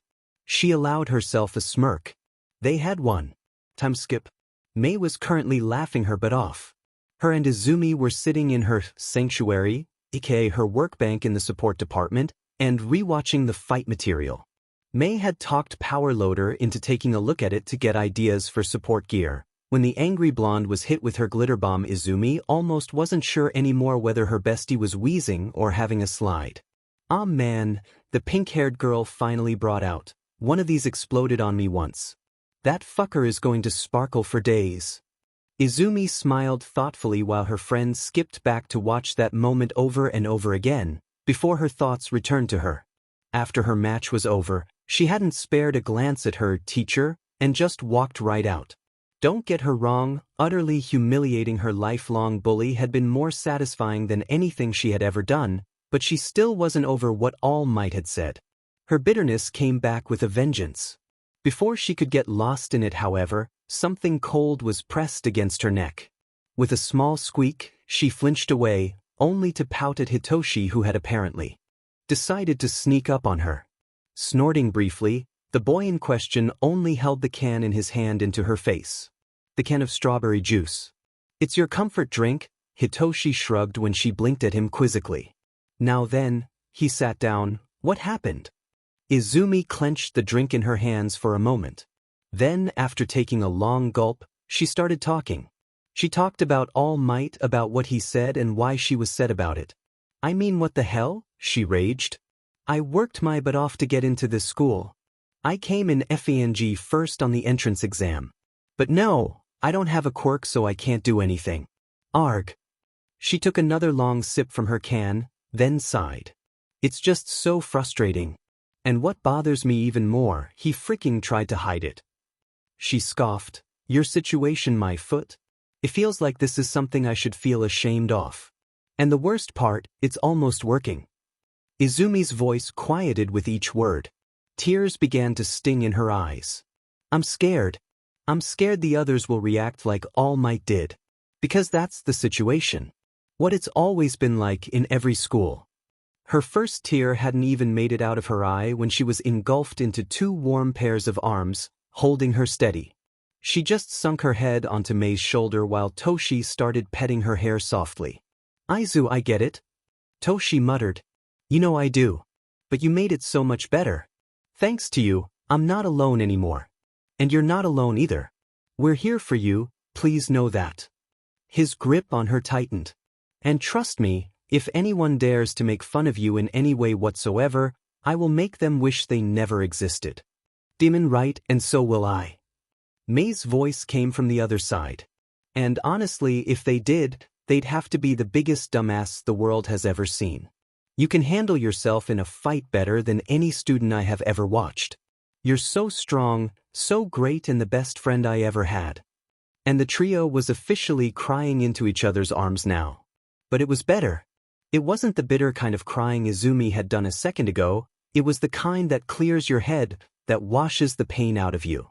Izumi really had the greatest friends ever. Meanwhile, just around the corner. In his defense, Aizawa hadn't meant to eavesdrop. The coffee machine in the teacher's lounge broke, and he wanted to ask Power Loader to fix it. He has had a long day and he needed coffee. Though he wasn't sure how to explain the cracks in the plastic where his hands had just been, which may or may not have clenched into the machine while he listened to the problem child. Aizawa's eye started twitching. Oh, he and All Might needed to have a talk. When Aizawa told the class they had to do something important that morning, half of the class groaned. What was it now? Another test? A tournament? Would there be the chance of an expulsion again? You're going to elect a class rep. Cue sighs of relief from all around. It was something normal. Now then, the teacher continued, I really don't care how you do it as long as it doesn't take longer than this PRD. I have some business to attend, so just stay quiet. An indignant Ida shot up from his seat. But sensei, you can't leave your class unattended without some sort of authority figure. Normally I'd say a class representative would be befitting of that role, but since we have yet to choose one dash. Fine, Ida, you're in charge of keeping the others in line while I'm gone. Just don't cause trouble. And without any further word, the tired hero was out the door. Izumi furrowed her eyebrows. Aizawa-sensei hadn't even taken his sleeping bag with him. Usually, when he wasn't on patrol, he never left anywhere without it. Just what was going on? Oh well, whatever it was, there was no point in worrying about it now. Ida had already passed around snippets of paper for the vote. She should concentrate on that. Come to think of it, Ida actually really was the obvious choice, wasn't he? He stuck to rules, was a model student and seemed to love the responsibility Aizawa-sensei had just given him. Yeah, he'd be perfect for the job. Meanwhile, with Aizawa. To say that Aizawa was in a bad mood this morning was an understatement. He was running on 3 hours of sleep and 5 cups of coffee. He had to deal with those vultures that called themselves the press this morning. Seriously? This was a school, not some dumbass red carpet event, and he really wanted to curl up into his sleeping bag and just get a little moment of peace. But that didn't matter right now. This was far more important. He knocked on the door to the principal's office and stepped in. Immediately, he was met with the faint, calming smell of jasmine tea and the blessed sound of silence. The principal had sensitive ears. Too much outside noise, which, let's be honest, in a school was very much the norm, could be very stressful for him. Soundproofing his office also helped his visitors feel at ease. There, sitting behind his desk, casually sipping aforementioned tea, was Nizu, the small, white-furred chimera. The two respectfully nodded in greeting before the erasure hero sat in one of the 2 chairs opposite of the principal. Thank you for attending to this matter so quickly, Aizawa said. Nizu, in return, only offered a kind smile. Oh, but please, this does not deserve thanks. Our students are our priority and they deserve to be treated fairly. Although I would like to hear All Might's side on this too before taking any action. Merely to have all the information possible. Aizawa just nodded, not bothering to reply. As much as the N1 hero annoyed him, especially as a teacher. That man did not even have a teaching permit. Whose idea was it to send him here? Letting him get a chance to speak for himself was only fair. The 2 heroes waited in companionable silence and Aizawa found himself slightly relaxing. He enjoyed sitting in this office, the only sounds being the small clanks of the principal's teacup getting set down from time to time, until that peaceful silence was destroyed by the tall blonde hero in question announcing himself loudly, his wide smile ever so prominent on his face. Aizawa could feel the tick mark on his forehead but remained calm. He was a professional, no matter how irritating that man was. Principal Nizu, hello. All Might boomed. Oh, and Aizawa too. You wanted to see me? The chimera gave him a polite smile and gestured towards the vacant chair next to the tired hero. While All Might sat down, the principal gave his answer. Indeed. Thank you for coming, Yagi-san. I'd like to discuss the matter of one of the students with you. Izumi Midoriya. Ah yes, the one interrupted him. Thank you, I have actually wanted to bring this up myself. Oh. Nizu gave a smile. Well, I'm all ears, he said, pointing at his head. Aizawa remained calm. You see, after my class with her yesterday I am worried about her. Yagi continued, his smile disappearing. Aizawa remained calm. I took a look at her file, the blonde hero said seriously, and to be quite honest with you, I'm not sure if she is hero class material. She is intelligent, sure, but, well, she is quirkless. Nizu silently waited for the man to continue. Aizawa's eye twitched. Didn't her team win your exercise yesterday? He asked as monotonously as possible.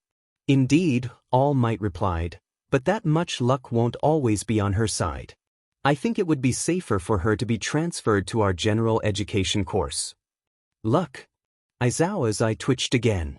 Why yes, of course. Like I said, a fragile girl like her dash. But suddenly, with a poof, All Might, the tree of a man, was gone. In his place was something akin to the ghost of a man. Lanky, shaky limbs molded a person that looked more dead than alive, like a skeleton with skin draped over it. That skeleton turned to look surprised at the man sitting next to him. The man who was glaring at him, eyes glowing red, black hair floating, quirk activated. The man that was responsible for his transformation. Do you realize how you sound? Aizawa growled. How dare dash? Aizawa-san, the principal's calm voice cut him off. Thank you, Yagi-san. I do believe I have enough information now. The chimera gave a slight nod to the still shrunken hero. But, the creature continued, I would like for you to hear something. With that, Nizu pulled a small stack of papers as well as a little screen from his desk. After clearing his throat, he began to read out loud. The question as to what defines a hero is as old as society itself. And the answer is as simple as it is difficult. A hero is someone that helps people. And while that does entail rescuing civilians when their lives are endangered, that is not all there is to it.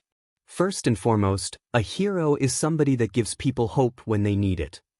The principal looked up from the papers. Isn't this close to what you said at your debut, Yagi-san? The reason you always have that big smile on your face when you're working? Silently, All Might nodded. Nizu returned the nod. I'm sure you already guessed it, but this is a part of the essay that Midoriya wrote during the entrance exam. The exam in which she placed first. The chimera looked at All Might intently, then started to play a video on the screen. Like a compilation, fight scenes from the student in question were shown. The three men watched silently as the young brunette fought her way through 1-, 2-, and 3-pointers, as she tore down the gigantic 0-pointer in order to save her future classmate, and finally, as she flipped, ducked, and avoided the punches of the blonde boy. None of her successes here are lucky, Yagi-san. The principal chided calmly, fixating the man in question with his look. Every single move of hers is calculated. She knows what she is doing. Just like the other students, Izumi Midoriya worked for her place in the hero class and she deserves to keep it. Nizu gave the hero a gentle smile. I realize that you're trying to help, but this is not the way. Suddenly, the air in the room changed. Nizu had set down the screen and the papers. The kind smile was gone too. His head was now propped on his paws and his beady eyes seemed to calculate the blonde calmly. I trust, the principal said, his voice suddenly void of any gentleness, that we understand each other? Izumi Midoriya is not to be treated any differently than any of her classmates. All Might opened his mouth for some form of retort, but a chilly spark in the principal's eyes seemed to shut him up. With a casualness that seemed deliberate, Nizu tilted his head to the window and took a languid look at the press that was still swarming the front gates. I do wonder, he continued after a pause. How would your image take it if this got out? Did the room just get colder? All Might certainly seemed to think so. The skeletal man was slightly shivering. Aizawa's lip twitched. The walk back to his classroom was a quiet one. Taking this directly to Nizu had been the right idea. He was a professional, and professionals didn't go around tearing other teachers, scoff, limb from limb. No matter how much he wanted to. Well, here was to hoping All Might had at least learned something from all of this. His classroom was loud. Of course it was. Well, time to face the music. He opened the door and faced the very surprised face of the problem child, who was apparently the new class rep now. Aizawa's lip twitched. It took Izumi a little while to break out of her surprised state. The votes were all counted and well. One moment she was applauding Yaoyorozu for becoming vice rep and next thing she knew, for some reason she was standing in front of the class, the other students cheering for her. Class president was an important job, especially in this school. It was a leading position, looked good on the resume and pro-hero agencies. Preferred rookies who proved to have skills. Everyone in class had wanted to do it. She should be happy. Really, it was really nice that the others seemed to trust her that much, but now, Izumi had absolutely no idea what to do. Surprise, surprise, Izumi had never held any kind of important role in school before. Before she could make any comment on her hesitation, however, the door slid open and Aizawa-sensei walked back in. After taking a look at her and Yaoyorozu, he seemed to dismiss the situation, told them to sit down and went to his sleeping bag. So apparently, that was that. Izumi tried not to look at Ida's sullen expression. She could already tell how badly he wanted to have the job. The bell rang and like always, the students herded themselves towards the cafeteria. Izumi, Hitoshi and Mei somehow managed to escape the horde of hungry students that was lined before lunch rush and sat at an empty table. Shortly after, they were joined by Uraraka and Ida. Mei and Toshi had begrudgingly accepted them after the Deku incident since they didn't seem to mean any harm. They still had their eyes on them. "Oh, am I miffed?" asked Mei, her mouth already stuffed with food. Izumi stifled her snicker at Ida's expression, the table manners, and gave a sheepish smile to her pink-haired friend. "Yeah, kinda. I'm the class president now." Mei gave a double thumbs up before swallowing, then continued, "Cool. You don't look too happy about that though." Izumi shrugged. "Came as a bit of a surprise is all. I didn't really think people would want me to do that." Now Uraraka looked up from her lunch. "What do you mean?" "Indeed." Ida chimed in, slightly confused. "You have clearly shown to be an exemplary student here at UA." "Right." Uraraka interrupted, smiling brightly at Izumi. "You're a genius, Izumi-chan. I can't stop thinking about how well our hero exercise went thanks to you." Ida nodded profusely. Izumi smiled thoughtfully at the two. They really did seem nice. She could do this. Now was as good a time as any. "Thank you, but that was not what I meant. I wasn't very popular." She took a deep breath, taking in the faces of her new classmates which slowly grew worried.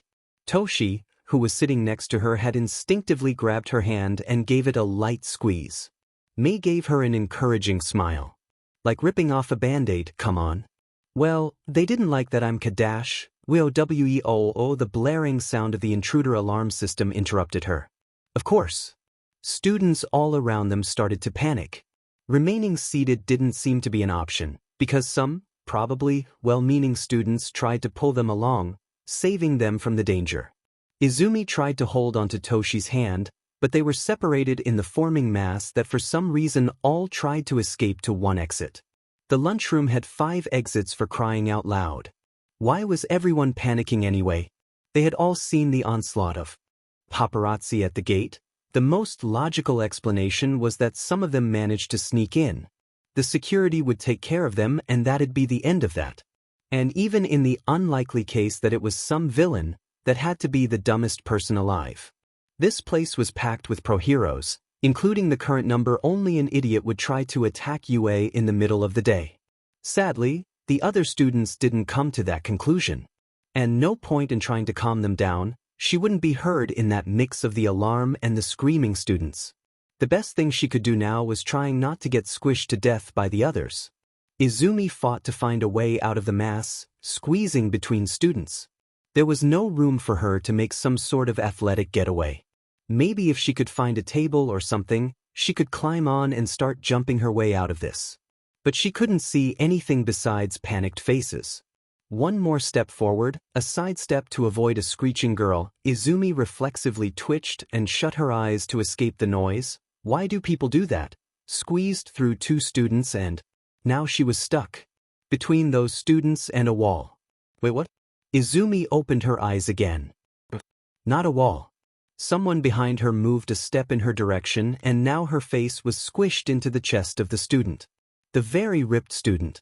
Trying not to suffocate between his pecs, she raised her head and was met with red eyes that met her surprised green ones with the same emotion. Spiky red hair that seemed to defy gravity. A small red blush that started to bloom on his cheeks. Yeah, definitely not a wall. Her classmate, Kirishima. Oops. Seconds ticked by as they stood there, bodies snug against the other. Hi. Kirishima finally said, very likely feeling as awkward as her in this situation. Hey. Izumi greeted back, trying to smile like a normal person, which was a difficult thing due to when she was so very aware of their position. Some time passed again. Sorry, she finally said, I can't really move. Yeah, me neither, the redhead said, his head motioning to the students behind him. And it was back to awkward silence between them while the alarm kept blaring. So, how are you? Kirishima tried again. Izumi just looked at him for a moment. They had never actually spoken to each other before, and now here they were, squished against each other, way too close for comfort and in a very strange situation, and he was trying to make small talk. Izumi tried not to. She really did. This would probably make him feel like an idiot. She didn't want that. But she couldn't help it. She gave a slight snort before starting to laugh. This was completely bizarre. Izumi felt twitching against her front and realized that he was laughing too. They looked at each other before laughing again, full on howling it out. They were holding each other up while cackling like mad men. When they finally managed to stop, it was like they had laughed the weird tension out. You all right? Kirishima asked, now way calmer than before. Yeah, I'm good. Izumi smiled. How long do you think it takes before this settles? The redhead gave a shrug. No clue. But it would probably help if they turned off the alarm. I can't hear myself think. Yeah, I know. Izumi suddenly squeaked. The person behind her had suddenly moved completely away from her. In the same moment, the student behind Kirishima had pushed forward. So, taken by surprise, Izumi was falling and landing on her butt. Quickly using her newly acquired space, she skidded backwards, trying not to get stepped on. But before she managed to get back on her feet, suddenly she heard a surprised, "Whoa," before something landed on her, taking her down again. Or rather, someone landed on her. You see, what happened is that somehow, a student behind her had gotten out of the crowd, most likely her tall, bespectacled classmate who was currently floating through the air before smacking into a wall and yelling at the students to calm down. Other students had moved into that space, leaving Izumi surprised and falling down. Seeing that a new bit of space was now empty, students behind Kirishima had moved forwards, making him fall on her. Being on the floor, the two seemingly became a tripping hazard. And soon, Izumi was on the bottom of some weird dog pile. But Izumi currently wasn't able to process this information. She wasn't able to process any information. All she managed to do was stare into the red eyes above her. Like, maybe a few millimeters above her. When she had skidded back, apparently she got into a position in which she'd be face to face with Kirishima when he fell. Which he did. And when he crashed into her, well, his lips had crashed into hers as well. Neither of them were able to move. Neither was able to breathe. They just stared at each other. Seconds ticked by. Then, finally, with a small smacking sound, her classmate lifted his head off of her. And similarly, both of them started to blush profusely. Izumi was still internally screaming, "What the F?" when the chaos cleared due to Ida and all of the students managed to get back to normal. Ida had really saved the day right now. Hey, there was an idea. I would like to resign from being the class representative. Izumi stated back in the classroom. And as my replacement, I'd like to appoint Ida-kun, if possible. Aizawa shrugged out of his position in the sleeping bag. Like I said, I don't care. If he's all right with it, sure. Izumi looked over to the brunette, who was beaming with excitement. She very much tried not to look at a certain red-headed classmate of hers. He had a phone in his pocket, he had a phone in his pocket, he had a phone in his pocket. So in hindsight, maybe it hadn't been the best idea to make Ida class president. On the one hand, sure, he was cut out for it and very eager to prove he was worthy of the position. On the other, Izumi just sighed as she ran along with her classmates, being herded to the bus by an excitedly loud Ida, armed with a whistle, arms chopping around wildly. At least he seemed happy. Her purple-haired friend on the other side. Not so much. Knowing the insomniac, he had stayed up until morning watching cat videos again, not the first time, most likely not the last either. Hitoshi was barely awake, so Izumi half-pulled, half-carried him to the bus. With quite a lot of difficulty, she finally managed to maneuver the two of them into the nearest empty spot, only to have her friend flop on top of her shoulder with the grace of a falling potato sack. Any other time she might have commented, but the soft snores were enough to alert her that he had now completely fallen asleep. Izumi just chuckled and ruffled his hair softly. Good thing it was a long ride to the USJ building. Ah, the USJ. Ever since Aizawa had mentioned a trip to the facility, Izumi had been excited. Okay, to be fair, her excitement might have been a very small factor in Toshi's sleepiness, just a tiny bit tough, really. She might have gone to pick him up an hour earlier than usual, just to make absolutely sure they wouldn't be late, but she wasn't gonna think too hard about this. All that mattered was that this was gonna be a good day. Izumi just knew it. She'd have the chance to learn from Pro Hero 13, take part in team-building exercises with her classmates, make her next step to being a real hero and have someone tapping on her free shoulder to break her out of her thoughts apparently. Izumi turned her head as far as she could without risking to wake Hitoshi and was promptly faced with the large, dark eyes of Tsuyu Azui, her small frog-like classmate. Azui-sen, can I help you? Izumi asked, a friendly smile on her face. Oh, just call me Tsu, her classmate replied, seemingly studying her for a bit. Apparently making up her mind, the girl continued, you see, I'm the kind of person who will always say what's on their mind. And you have made me quite curious, so I'll just ask, what is your quirk? It was happening. So much for this being a good day. Take deep breath. Well, oh yeah, come to think of it, I don't think I ever saw you use it. Hagakure, who was sitting next to Azui, piped up, drawing more attention on the conversation.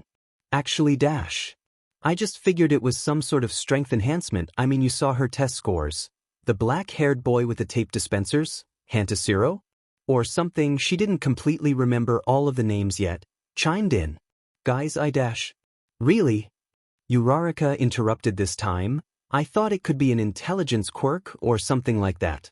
And the class was wildly speculating. Not good. Very much not good. She couldn't get a word in. With every new theory, the knot that had formed in her stomach tightened. They kept on raising their expectations for her non-existent quirk. Why did it have to be like this?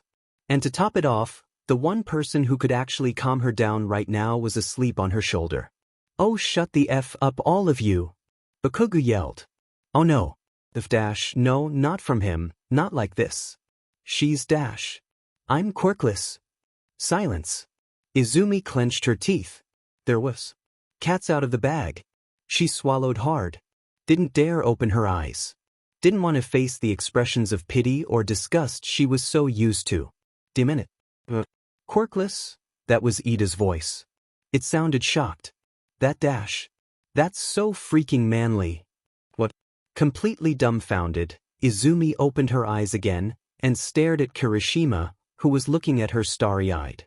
Seriously, holy shit. I saw you kicking butt in the entrance exam and knowing that you do all that without any help? That is just so manly. I mean, I'm not saying that you're a man, of course. Not that there's anything wrong with being a woman, of course, I'm just trying to say. What the hell am I trying to say? You're really cool. Kirishima had seemingly caught himself from his outburst and was now slowly becoming more and more flustered. A deep blush formed on his face while he tried to look anywhere but at Izumi's face. Kiri's got a point though, the blonde next to the redhead spoke up. He was a cute boy with a mischievous smile, golden eyes and a black streak resembling a lightning bolt in his hair. Denki Kaminari, she believed. Just saying, that's kinda badass. You're gonna be really popular as a hero. Bakugo here, on the other hand, what's that supposed to mean? And just like that, the attention was off her. Just what she had told everybody, and that happened. Not one negative statement, not one quirkist comment. And Kirishima and Kaminari had even. Izumi felt like crying. Before she could, however, she was interrupted by an unintelligible mutter on her shoulder. Somehow, all the commotion still hadn't woken Hitoshi up, and now he was trying to get in a more comfortable position. His hair tickled against her neck. Izumi smiled and rested her head on his. This was gonna be a good day. The USJ building was huge. Izumi pulled Toshi, finally awake but still grumbly, out of the bus and along with the others. Inside the building, they were greeted by Pro Hero 13 on the plaza. Izumi was giddy. This was gonna be so good.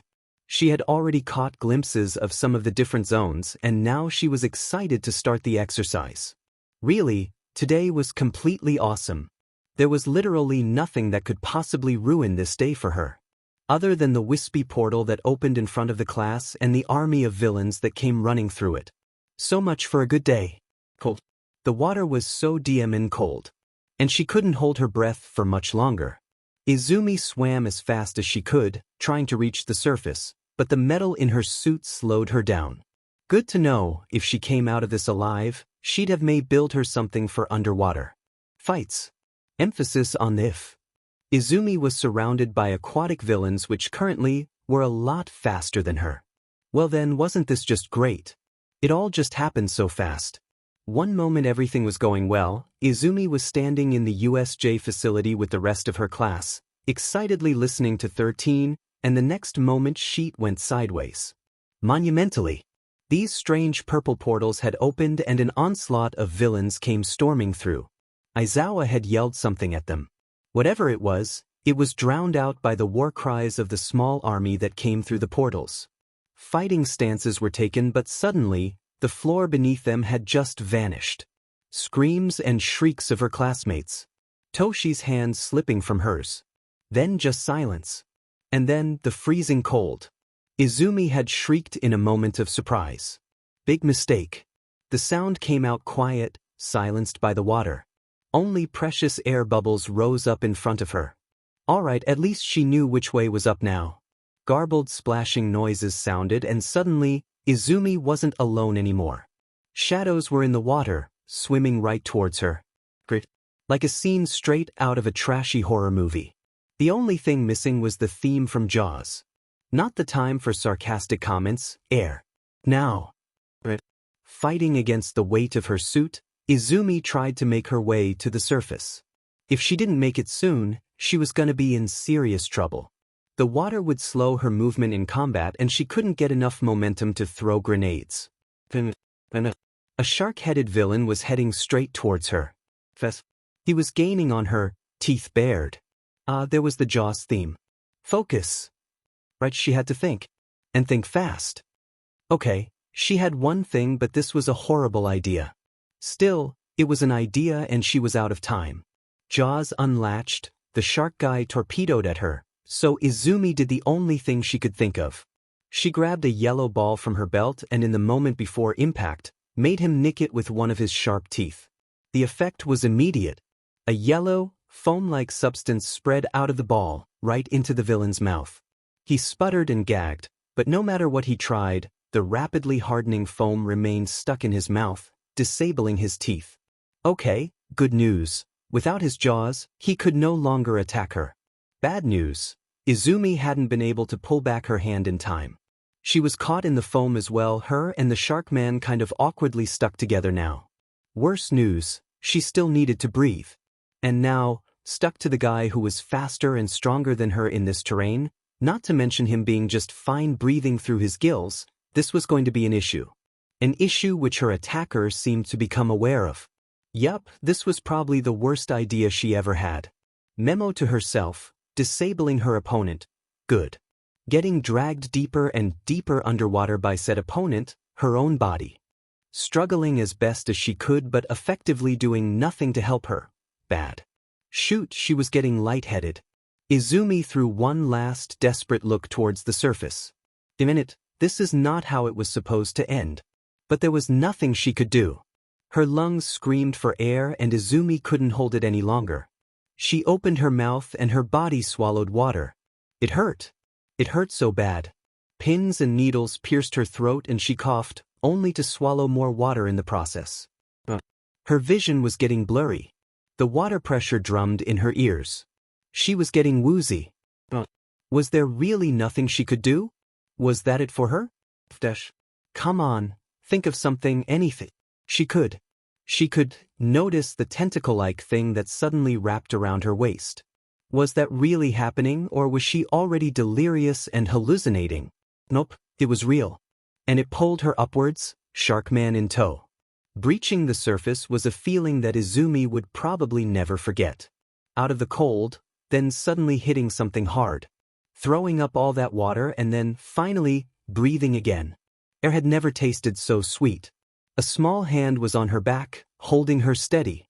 Izumi blinked the water out of her eyes. Her vision cleared and she saw her savior, Tsu Azui. She had asked her to call her Tsu, right? Sure, no problem. Right now, Izumi was pretty sure she'd do about anything for this girl.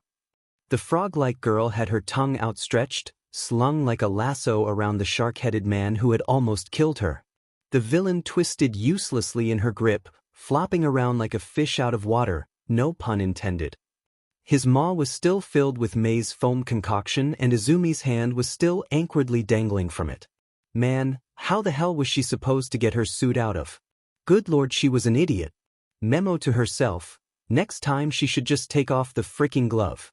Okay, maybe she could blame it on the low oxygen or the panic she was in, but still, after she wriggled out of the glove with quite a bit of difficulty, she couldn't help but want to hit herself in the head repeatedly with her now free hand.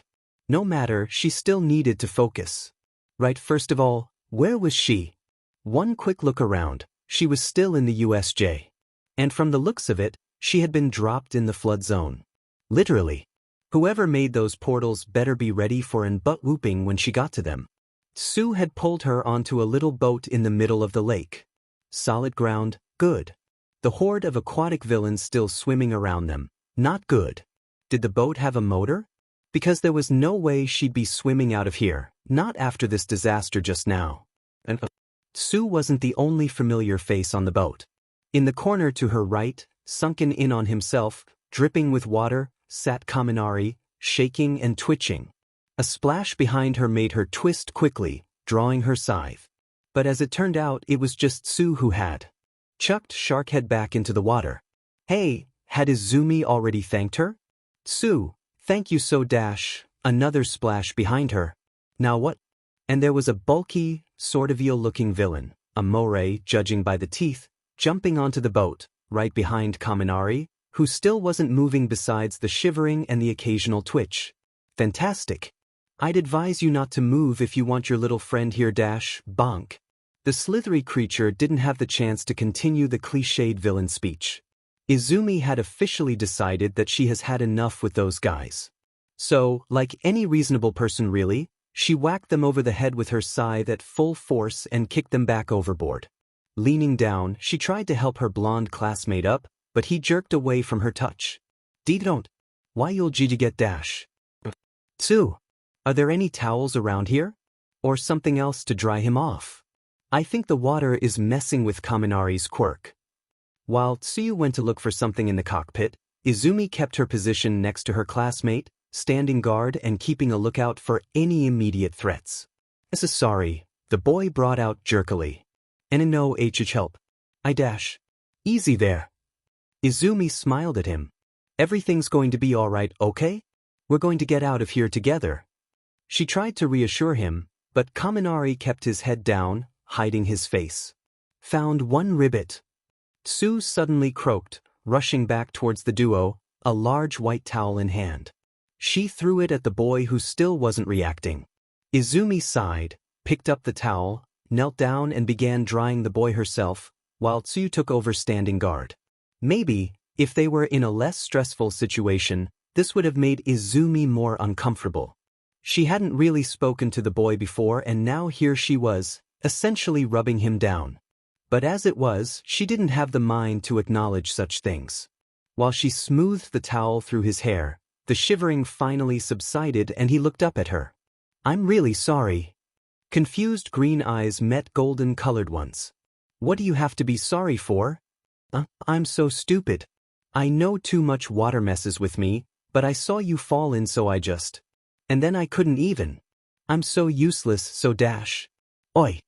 Izumi cupped his cheeks, making sure he was looking directly at her while she continued, You are not stupid. Do you hear me? From what I'm hearing, you saw me in danger and tried to save me. While careless, that was really brave. I have to thank you for that. And now, we're going to get out of here. All right. Maybe, if Izumi had been less fueled by adrenaline, she would have noticed the blush that spread over her classmate's face. Do you think this thing has a working motor ribbit? Tsuyu asked as Izumi stood up again. Probably not, I think this is just a prop. But I do have one idea. Izumi grinned. Shigaraki's POV. Even though this trip was kind of a bummer, it was kind of amusing right now. Yes, All Might wasn't here. And that was a shame. But oh, watching his Nomu wipe the floor with this little NPC was completely worth it. The hero Eraserhead was once again flung into another wall, coughing up blood. This was fun. Though a sudden thundering boom made his head turn. Did a lightning strike just hit the center? In that direction. That was the flood zone, right? Did he have an underling with an electricity quirk? Who cares? As it turned out, he should have cared. Because suddenly, some little NPC tore towards him with a feral growl, ripping through his underlings like through paper, and then, before he knew it, a glowing scythe was very close to his neck, the heat of the blade almost burning into him. "Call it off," demanded an angry voice. Shigaraki grinned. But the grin vanished when he looked up, only to see emerald green eyes glaring back at him. The same eyes that had hounded him for so long. Green eyes. The same green eyes from back then. There was no mistaking it. Flashback, 6 years ago. There really was no other word for the situation that Tamura just found himself in. DMN, that stupid NPC that was breaking into that store he was standing next to for not having any skills and immediately causing heroes to show up. DMN, this group of heroes, for immediately assuming he was with the robber and chasing after him without any hesitation. DMN Kurogiri for telling him to go buy groceries in the first place. Because sending the guy with the umpteen scars on his face out in public is such a great idea. He could be at home playing his new game right now, but no. And also DMN him for having important business to take care of today and, therefore, not being able to portal you. And lastly, not that he'd say it out loud, DMN Sensei for telling him he could under no circumstances show his face to heroes or, even more important, use his quirk right now. Something about not drawing attention to himself or whatever. Tamura hadn't completely listened. Sensei had said it and he always knew better, but still, DMN it. These stupid quirk-suppressing gloves were the only thing stopping him from just continuing with his day.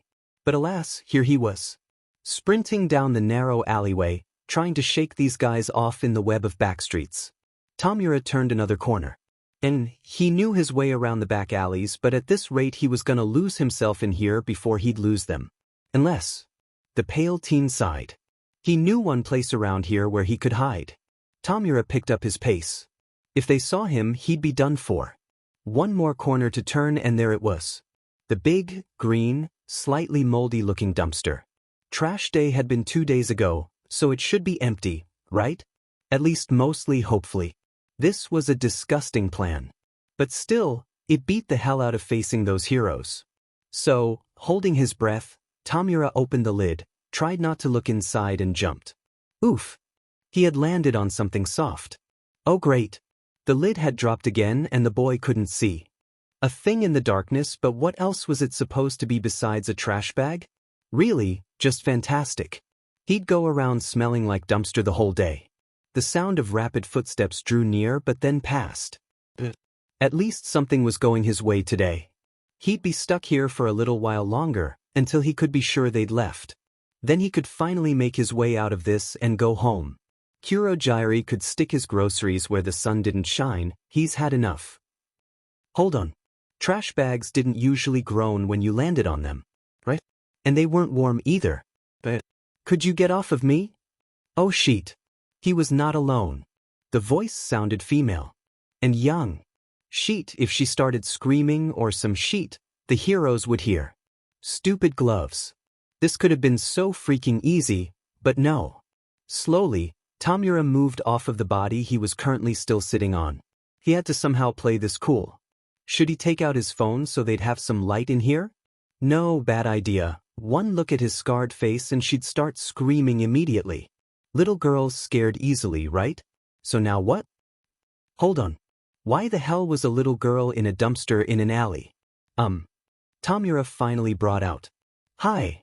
Hello, the voice answered. It sounded way too casual for their current situation. Still, at least on his part, this silence felt incredibly awkward. What the hell are you doing in here?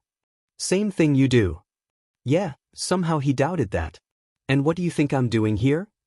Hiding from bullies. Well, technically. This demon's silence was getting to him. I've been running around for a bit, I haven't seen any kids around.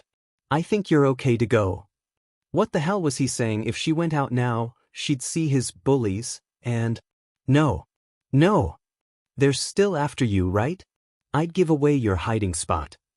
Somehow, Tamura was sure he could hear a smile in her voice. Weird little kid.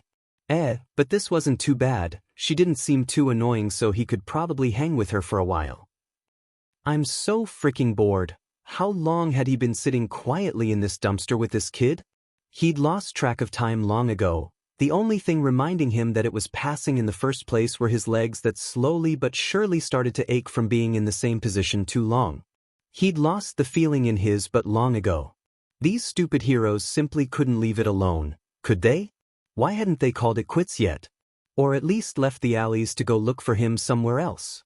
But no, of course they kept scouting the area for him and he was stuck in the dumpster with the kid. They'll find us if you make too much noise. Oh come on. Something, anything to keep him entertained in this thing. Why are you being bullied? You really want to exchange life stories? That would not be a good idea. So far, by sheer, dumb luck, this kid had decided that he was on her good side. And that the people outside were just bullies. He told her anything about himself, that would change. She would scream and he'd be done for. Not really. The girl actually giggled at his deadpan tone. That noise was actually kind of cute. I have a game on my phone we could play. The girl suggested. A game? Oh what? No. Any lights and she would start screaming, she couldn't. Too late. A bright blue lit screen shone into his face. He was done for. Any second now she would. Oh DMN. Okay, not as big of a reaction as he had feared, so that was something, but still. Do you use any form of skincare? Completely bewildered, he turned his eyes against the light source. The bright screen against the darkness made it so he could only sort of make out her form, not really see the girl. She was small, he had already figured out that much when he landed on her. What he could make out against the light was a school uniform and poofy hair. The girl's face, however, remained in the shadows. Really, your skin is so dry. And she had soft hands. Or at least, the one she was currently using to smooth over his cheek was soft. Why wasn't he stopping her? Dash. Hold on, I have some cream that should help you, the girl suddenly exclaimed. She put her phone in between them and went to rummage in her bag. When she turned towards him again, holding out a small jar, he finally got a look at her face. A look of her slightly chubby, oh-so-pinchable cheeks. A look of the freckles that were strewn all across her face. A look of the bright, pure-hearted grin she was aiming at him. She had closed her eyes while smiling, so instead Tamura got a look at the long, dark lashes that hid them. But she was really pretty. What the hell? She was a kid. A cute kid, but still a kid. Get it together, Tamura. Speaking of, he still hadn't reacted. Thankful for another thing to focus on, Tamura looked at the offered jar. Slowly, he reached out and took it from her, opening the lid and taking a short whiff.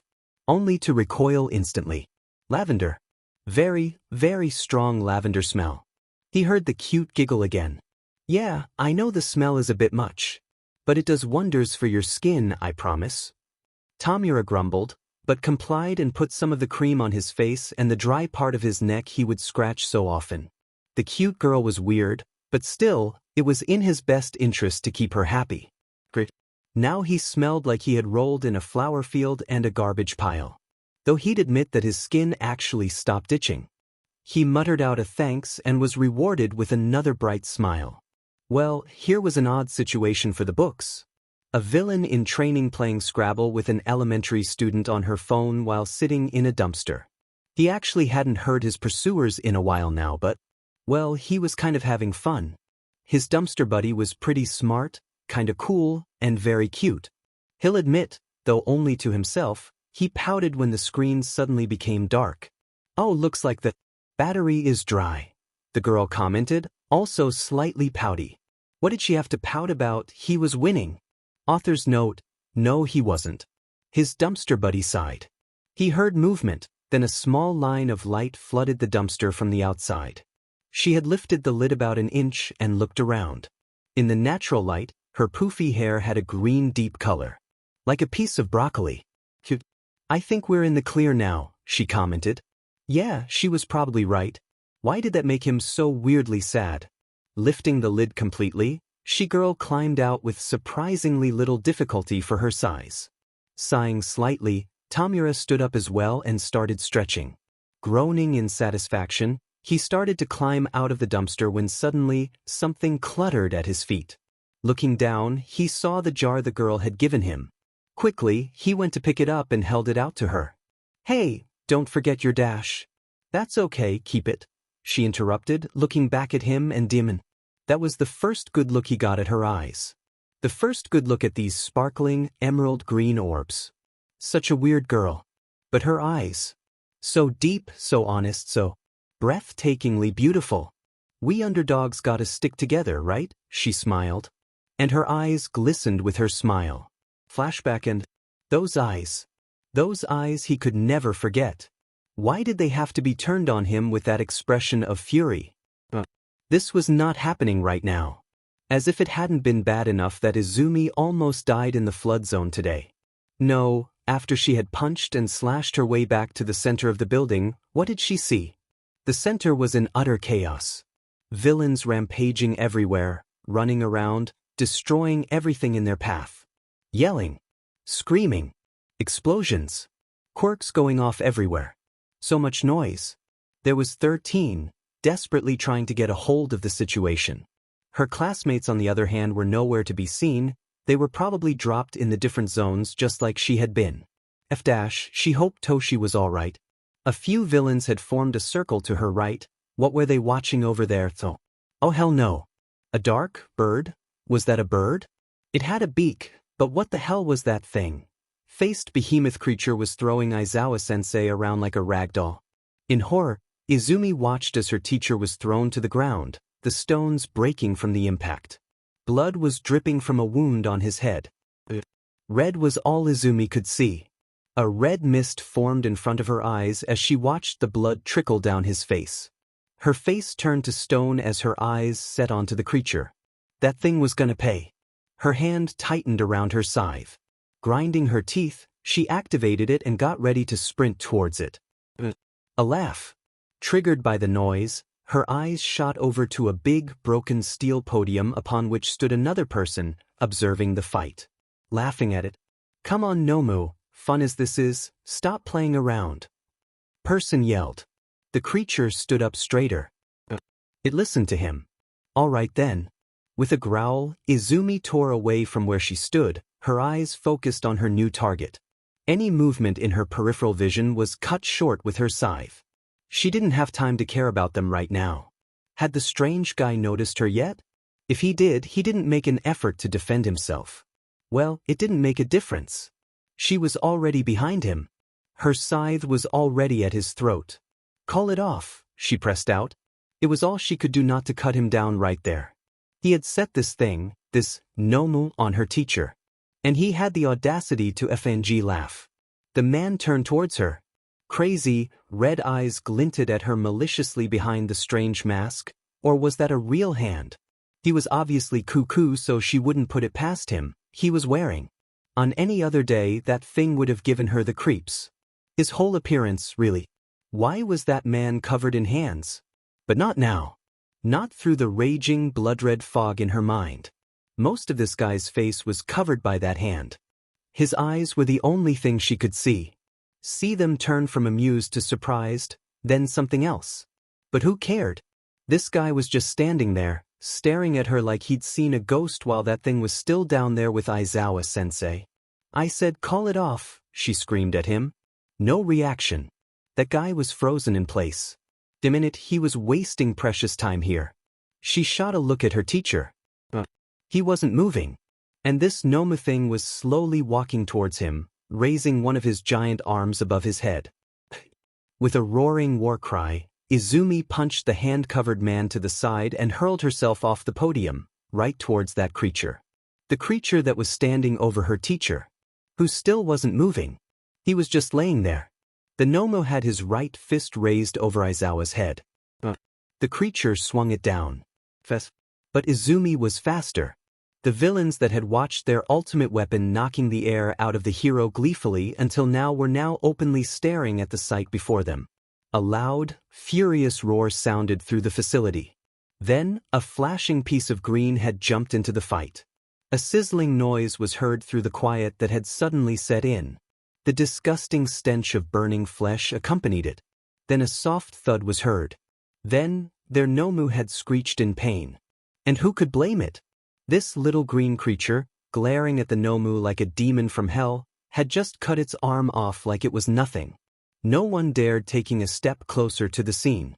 The green scythe in the little demon's hands sparked dangerously. The creature itself stood in front of the unconscious hero protectively. It turned its head to the man on the floor. Then it snapped its eyes back onto the Nomu. Then it roared again. Izumi's grip on her scythe was enough to be bruising. Her eyes were set onto the creature that had harmed her teacher. He still hadn't moved yet. Why hadn't he moved yet? He hadn't been. No. He couldn't have been. Please God, please let him still be alive. Biting the inside of her cheek, she quickly turned her head towards the hero on the floor. Blood. So much blood. Izumi wanted to cry. She bit down harsher. His right arm was turned in a very unnatural angle. Izumi wanted to scream. Her hands were trembling. Aizawa was not moving, just laying there in a pool of his own blood. Blood on his face, his arms, his heaving chest. His chest was moving. He was still breathing. A weird, fleshy noise. Can a noise be fleshy? But there really was no other way to describe it. Interrupted her as she released a shaky breath. She snapped her eyes away from her teacher and towards it. It came from the Nomu. Specifically, from the stump of his arm. Which was longer than it had been a second ago. Izumi was sure of it. That thing was growing its arm back. The relief of her teacher being alive had completely cleared the red mist in her head. Good news, clear head meant clear mind. If she had just ran at that thing in a white rage, swinging her scythe around like a maniac, this would not have ended well for her. Bad news. The adrenaline had been knocked out of her too. Izumi needed a plan. And fast. And definitely a better one than the last one she had when a big villain attacked her. It had an incredible regeneration ability.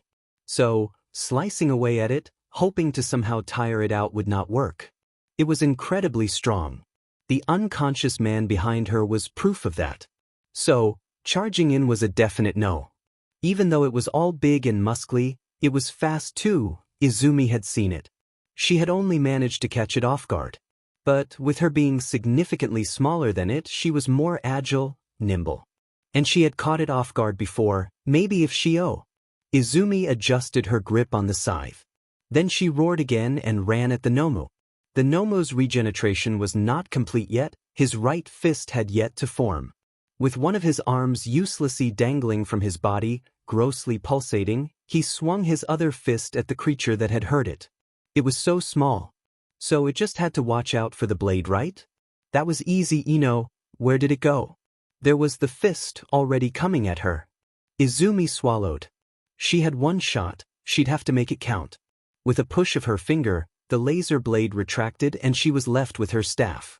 One moment of surprise, one tiny ticking of shock was all she needed. And she got it. Before she had time to think twice, Izumi pushed her staff into the ground and pole vaulted on top of the beast's fist that was still stuck out at her. Using it like a stepping stone, Izumi locked herself towards his head and yanked down her staff. A loud squelching sound made itself known as the end of her staff stuck inside of the creature's exposed brain. It jerked and shivered beneath her a couple of times, then the Nomu fell. Izumi shot a look towards his right arm. The regeneration had stopped right in the middle of forming fingers. Like she suspected, the Nomu's brain coordinated every part of the regeneration process, and by stopping said process, she had effectively incapacitated and not killed it. Once the staff was removed, the brain would be able to heal itself. Izumi took a look around. She was still encircled by villains who were all staring at her shell-shocked. She couldn't remove her scythe now, but still, If she had to, she'd take them on like this. I see. Toshi's voice rang over to her. Izumi's head snapped over to her best friend who was currently running towards her, a small army of blank-faced villains in tow. He yelled something at them and they started attacking the watching crowd. Smart boy. Hitoshi made his way through confused, fighting villains and came to a stop in front of Izumi, who was still standing on top of the defeated creature. Thank God he was okay. Izumi hadn't even noticed her legs giving out. And yet suddenly, she was caught in the arms of her best friend who was holding her tight against his chest. A tired smile made it onto her face as she let her head fall against his neck. It was gonna be alright. Then, suddenly, a loud crash sounded. Not to worry, for I am here. The booming voice of All Might interrupted their little moment. Your late is what you are.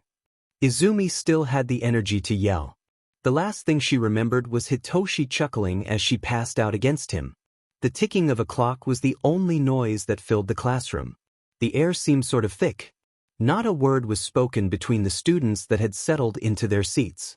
Even Kaminari and Ishido, two students that were usually two walking entities of constant chatter and sunshine, were completely silent. Hell, even Aoyama seemed to sparkle less bright today. Izumi clenched her teeth as she looked at the teacher's seat, which was still empty. Seeing her teacher in the hospital after the attack had been scary. Admittedly, not as scary as seeing him motionless in a puddle of his own blood, but still, it was an odd feeling. Aizawa had been laying on that hospital bed, mummified in bandages. Not even his face was visible, only his raven hair had peeked out in strands. The only thing that somewhat calmed her was the steady sound from the ECG. The noise that assured her that the man was still alive. She had cried a lot that day. But this, right now, this was somehow worse. She had been able to see him in the hospital, even if it was only through bandages. She had been able to watch his heart beat on the monitor. But now Izumi was here, in this classroom. Aizawa-sensei wasn't here. There was nothing for her to see. Everything about this situation felt wrong. The silence was deafening. For God's sake, at this point Izumi would even welcome Bakugo yelling at her for some stupid reason, but nothing happened. The ash-blonde boy just sat there in front of her, paralyzed into silence, just like everyone else. Izumi didn't know how much time had passed. Could have been a minute, could have been an hour. But suddenly, a new noise accompanied the god-awful ticking clock. Steps. Heavy steps out in the hallway. They stopped in front of their classroom. Then the door slid open. I'm not dead, now take out your textbooks. The familiar, deep voice of her teacher called out to them. Tears formed in Izumi's eyes. He was here. Seeing the man covered from head to toe in bandages yet still moving and coming to work, she should have been outraged. She should have carried Aizawa's butt back to the hospital or at least to Recovery Girl so that he could rest until he was completely healed. She should have yelled at him to even take care of himself. But the forming lump in her throat was enough to stop any sort of movement for her, because he was here. Her teacher was alive and he was here again. Izumi had a hard time focusing on the lesson today, too tempted just to listen to the soothing noise of Aizawa's voice and drifting off. Still, when he mentioned the upcoming UA Sports Festival, her head shot up. The sports festival was a pretty big deal. It was broadcasted live across the country, a chance to be noticed by pro heroes and a first chance for future heroes to make a name for themselves. Izumi had been really excited about it, but right after their class had been attacked by villains? Was this really a good time? At least, her classmates seemed to think so. The depressing aura from before had completely dissipated and they were back to their rambunctious, cheery selves, excitedly chatting about the event. Especially Uraraka seemed fired up. Or were those actual flames surrounding her, Jesus? Maybe Izumi needed to ask her about that. Izumi smiled. Well, she had something to focus on now, so probably this was for the best. Although, something had been bugging her, nagging at the back of her head ever since the villain attack. There was something she was missing, Izumi was sure of it, but she couldn't put her finger on it and it was driving her nuts. The bell at least somewhat caught her from her thoughts. It would come to her, right? Always did when she was focused on something else. Luckily, or well, sort of, the distraction was immediate as she tried to leave the classroom. Emphasis on the tried. Because another group of students completely blocked the door. So these are the students everyone keeps talking about? A blond boy at the front asked, looking over them with a, frankly, creepy expression. You think you're so great, don't you? Honestly, you look like a bunch of losers to me. Just because your flashy quirks got you into 1A, you think you're better than us 1B students, huh? Well then, wasn't Blondie here just charming? Izumi was contemplating on dealing with this kid. On one hand, he was pissing her off, on the other. Hell, she was exhausted. All she wanted was to grab Toshi, head off to Mei's sanctuary and relax a bit. She didn't want to deal with this dumbass right now. Though she didn't really have a choice, did she? He was blocking the door and it didn't look like he'd step aside anytime soon. So with a sigh, Izumi started to walk up to him, when suddenly, someone gruffly shoved past her. Gee, wonder who that could have been. Not 5 seconds later, there were 2 obnoxious blonde boys blocking the door, yelling profanities at each other with increasing volume. Izumi groaned. At this point she was gonna get a headache. Though it seemed that luckily, call it what you will, fate, destiny, a horse, smiled upon her. Toshi put a hand on her shoulder and smirked. She knew that smirk. Casually, a hair running through his purple mane, her best friend walked up to the commotion. Hey dash. What? 2 loud, angry voices yelled back at him. Then their faces turned blank. Izumi was still giggling once the crowd was dispersed. As she went up to Hitoshi though, another noise behind her caught her attention. Someone was clearing their throat somewhat nervously. Turning her head, she spotted the source of the noise. Kirishima. Hey Midoriya, I was wondering if I could talk to you for a moment? The redhead asked. Was he blushing or was she seeing things? He seemed nervous, so Izumi motioned for Toshi to go ahead without her. She and Kirishima were left in the empty classroom. Patiently, she waited for him to speak. The usually bubbly redhead took a shaky breath, then balled his hand into a fist and screamed, "I'm so sorry." Caught off guard, the greenette only stared at him. What did you do?" The redhead blushed an even deeper shade of red. About L lunch last time. When That. Truth be told, in all that commotion Izumi had kind of forgotten about that kiss. Oh, that's all right dash. No it's not. Kirishima interrupted her. I kissed you without your consent. That's a horrible thing to do. It's so unmanly. Oh God, were those tears forming in his eyes? No, what was she supposed to do? Again and again, Izumi tried to reassure her spiraling classmate, but to no avail. Kirishima was going on and on about being unmanly and unfit as something, some of it was babbling so she didn't catch all of it, and not listening to her, so she tried something else. What if you had my consent? That stopped him. Now, what would stop the violent blush that had just made it on her face? Are you sure? Kirishima brought out, stumbling over his own words. Izumi just nodded. She was pretty sure anything she'd say would come out squeaky. No more words were spoken by either of them as they leaned in, nervous and fidgety. Izumi had to get on her tiptoes, why was everyone taller than her?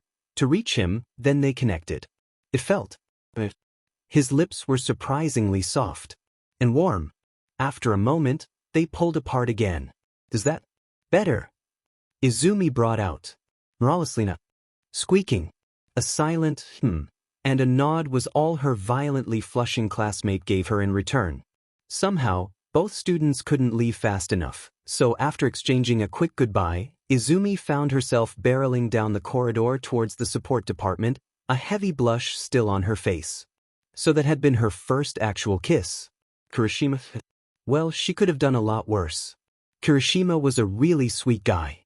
He had a kind heart, a sweet smile, pretty red eyes. That thing that was bugging her. It had something to do with red eyes. And strangely enough, also, lavender. Yes, come on, she was so close, so fricking. Young Midoriya. God damn it. There was All Might, posing in his costume in the middle of the empty hallway, waving at her and smiling his stupid camera smile. Good timing. I need to talk to you, it's important. She didn't want to She really didn't want to. But he was still a teacher. What should she do? Screw it. Izumi gave the hero a skeptical look. Look, if you're just gonna try and talk me out of hero class, I don't want to hear dash. A sudden noise interrupted her. Something like a poof but not quite. More like a deflating balloon. And suddenly, All Might was gone too. In his place, there stood something like a walking skeleton. Izumi blinked. Huh. Hitoshi was growing more worried by the minute. Aizu had told him to go ahead of her at lunchtime, as far as he could see, to talk about something with this red-headed guy. He didn't really know his classmates' names. Why bother? Izumi was the only one there who mattered anyway, but she never came to the workshop where they'd wanted to meet. After lunch, when class continued, she wasn't the same. She had bitten her lips to stop from mumbling so often it had started bleeding. She had clenched her fist so hard that her pencil broke. And she had been fidgeting even more than usual. Usually her fidgeting was adorable, she just had so much energy, but it felt different today, sort of off-putting. It was obvious that something had happened. Hitoshi just didn't know what it was. Did the redhead do something to her? Just to be safe, Hitoshi made sure to glare at him from time to time. The boy did seem unnaturally silent. And after class, instead of heading back with him as usual, Aizu had told him to go without her and proceeded to run off somewhere. This wasn't good. He hadn't seen her this upset since. Hell, he'd never seen her this upset. Not even when All Might had. Hold on.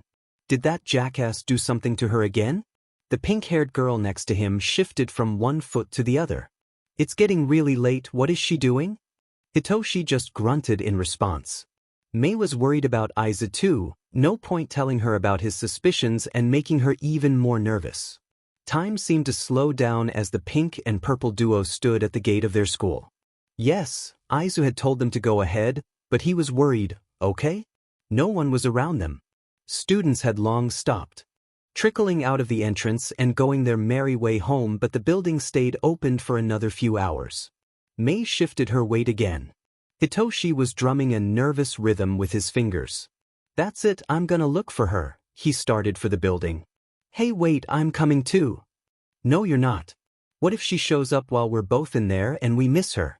Stay here and wait. Was he being rude? Maybe. And he'd apologize as soon as he knew Aizu was okay. Mei pouted but stayed where she was. Yeah, he was gonna apologize later. But right now, finding his, the green-haired girl was his top priority. It was a weird feeling to walk down the deserted corridors. Maybe he was overreacting and Aizu just had to talk with one of their teachers? She would have told him. Besides, she wasn't in their classroom, nor was she in the teacher's lounge. And she hadn't forgotten anything at Mei's workbench either. That spot was empty too. He'd even checked the cafeteria. You never know. Only when he approached the gym did he finally pick up on some noise. Thumps, slashes and angry war cries. In a very familiar voice. Hitoshi dashed towards the noises. Yep, just like he thought, that was Izumi over there in Baby N. 315, Mei had some original, a cage-like training machine that randomly extended targets of different sizes at the trainee, boxing and swinging her scythe around like a madwoman, hitting moving targets left, right and center. He didn't know how long she was in there already, but the small mountain of sliced targets at her feet spoke for themselves. So did the light shimmer of sweat that glistened over her pale skin. Izumi really was upset about something. She hadn't even bothered to change into her gym clothes.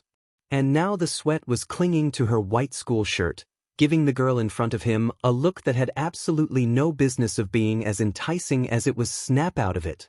Shaking his head, and hopefully shaking out his teenage thoughts with it, the boy approached the cage and turned it off. I'd ask how you're doing, but... He trailed off, his head motioning to the mess around her. The greenette didn't answer for quite some time. She just stood there, leaning on her scythe like a walking stick, panting slightly. Her expression softened when she finally looked at him, but her eyes were darker than usually, sort of cloudy. She was still upset. Hitoshi frowned. What happened? He could see her swallowing slowly, then she sighed and looked at him. Flashback. A sudden noise interrupted Izumi. Something like a poof but not quite. More like a deflating balloon. And suddenly, All Might was gone too. In his place, there stood something like a walking skeleton. Izumi blinked. Huh. The skeleton blinked back, seemingly caught off guard. Huh. It continued when Izumi remained silent. Just, huh. That's all I get. Would you rather me freak out? Well no, but, doesn't this surprise you? This form exactly? Yeah, I figured it'd be more normal. Something to help you blend in, you know. But you stand out just as much like this. Ever seen a skeleton gape before? Izumi had now. Wait, you knew about the... What the how in the... It's kind of obvious, don't you think? Small Might, looked like she just told him the sky was green. What? I study heroes as a hobby. Even you. And there are no records whatsoever of you being seen outside of battle. Not one. And it's not like you could just put on normal clothes and not be noticed. You stand out way too much for that. So I figured your quirk would include a buffed up and a buffed down version of you. Seemed likely since no one exactly knows what it is. Okay, she didn't want to be in this situation in the first place, but damn it if that dumbfounded expression on All Might's face wasn't one of the funniest things she'd seen in her life. After a moment, the man shook his head and cleared his throat, seemingly catching himself. My apologies, you caught me off guard there for a moment. But a mind as sharp as yours is exactly one of the reasons why I chose you for this. Chose her? You're right. That had sounded a bit different the last time they talked. All Might aimed his hero smile at her, which in his current state, was just plain creepy. Made him look like a skeleton even more, and continued, what would you say if I told you that you could have a quirk? Then I'd say that you sound like an infomercial. But not a good one, like slap chop, more. Shake weighty. The smile of the shrunken hero seemed to slip a bit before he caught himself again. I don't think you understand. What I'm saying is that I can give you a quirk. Izumi's mind came to a screeching halt as the man before her started to explain, one for all, the stockpiling quirk he inherited. You see, young Midoriya, I truly think you possess the heart of a true hero. So here, with this, I offer you the chance to be one, the man finished, smiling proudly, holding out his arms as if to welcome her in a hug. Oh no, he did not just say that. Could you repeat that last part? Izumi asked, her voice dangerously low. Yes, you heard right. All Might continued, apparently not catching up on the change in the mood. Besides, I just can't watch a small, defenseless girl like you getting hurt. Really, this is perfect. I've been looking for someone to dash. What was that? Izumi would say she was fuming, but that wouldn't even come close to what she was feeling right now. The nerve. The audacity. How much trouble would she be in for punching a teacher in the face? And after all that, all the hero did was look at her confused. Like he had no idea what he'd just said to her. And he really hadn't, had he? This wasn't even worth it. Izumi scoffed and walked away, leaving the shrunken man behind. Flashback, and that last part was a lie, wasn't it? Hitoshi asked silently when she'd finished her story. About you thinking that it wasn't worth it. It isn't, he isn't, but you didn't shake it off like that. Izumi's head sank down as she shook it. No. But it's stupid. No, he is stupid. Big difference. That actually made her crack a tiny smile. Hitoshi stepped forward, wrapping her in a warm hug. No, don't hug me, I'm all sweaty and gross. Izumi protested, but made no move to free herself from the arms that hugged her even tighter at the statement. Only when he turned his head, actually started to sniff at her, grinned and said, Nah, you're good. Did she try to untangle herself from his arms, snorting with silent laughter? Come on, she said with a soft smile. You're still here, so May didn't go home either, did she? We shouldn't keep her waiting. Grabbing his hand, she pulled the purple-haired boy along to the outside. There really was nothing like her smiling face. But this was the second time. The second time he saw her upset because of that dumbass hero. No, third actually. Just the second time that he saw. This BSRD. Would Izumi like it if he took revenge in her place? But she was so independent. Maybe she'd see it as him belittling her. They could probably figure something out together with May. Just as long as that BSTRD was gonna pay. No one was gonna mess with his Izumi and get away with it. Something was up with Uraraka. Izumi had wondered why she seemed to fired up for the sports festival but chalked it up as her being excited at first. But at this point, she was getting concerned about her classmate. Izumi rested her head on her hand, silently watching the girl from her seat. Usually, the chubby-cheeked girl was a ball of sunshine, but today, Izumi just couldn't put her finger on it. Uraraka was just, as was the smile the brunette gave her when they all sat down for lunch. Izumi half listened to Ida going over the last lesson, too busy studying Uraraka's face. Just amazing, don't you think, Midoriya? HM? Oh yeah, absolutely amazing. Shoot, what did he say? And how he saved those civilians from the falling building yesterday was simply brilliant. I just look up to him so much. Ida continued, luckily, maybe, hopefully, not noticing that Izumi didn't have the faintest idea what he was talking about. They think, yesterday, falling building saved civilians. That was on the news, right? Ingenium, the speedster hero. Not sure how he got from homework to that topic though. Actually, Ida trailed off, bashfully scratching his cheek. He is the reason I wanted to become a hero in the first place. I wanted to be just like him. Izumi smiled thoughtfully, not without noticing the little twitch in Uraraka's smile. Wow, he must be really proud to have a little brother like you. Okay, the blush on her classmate's face Izumi could understand. The surprise was a bit much.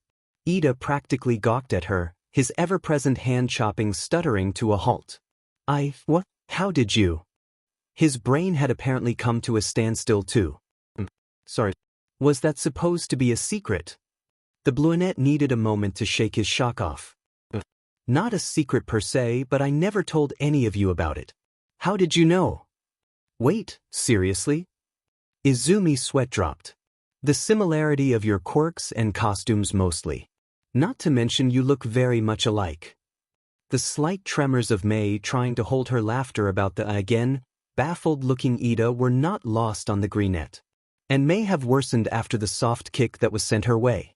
But still, out of the corners of her eyes, Izumi kept watching Uraraka. The way her figure seemed to stiffen more and more while Ida returned to the task of singing Ingenium's praises. This was seriously worrying. The girl hadn't even touched her mochi, her favorite part of the whole meal. Completely focused on the brunette, Izumi startled slightly when said girl suddenly stood up, announcing that she needed to go stretch her legs for a minute and that she'd be right back. She did so cheerily and with an almost convincing smile. Before any of the others had the chance to say anything, the girl was gone. Not on Izumi's watch. Quickly excusing herself to the table as well, Izumi was on her feet and after her retreating classmate. Izumi shouldn't really be surprised. After all, she had seen Uraraka in training lessons, but the girl was really quick on her feet. Not to mention that keeping an eye on her whilst avoiding crashing into any of the students that crowded the hallways was quite the difficult task. At least, after some running it was clear where the brunette was headed. Her hand stretched towards the door handle, Izumi suddenly halted mid-movement. Uraraka was on the other side of that door. She tried to be all cheery and normal for them. But when that didn't work, she had left. She had come here to be alone. Was Izumi overstepping her boundaries here? So far, she had been acting on pure instinct. Following the girl had just felt right.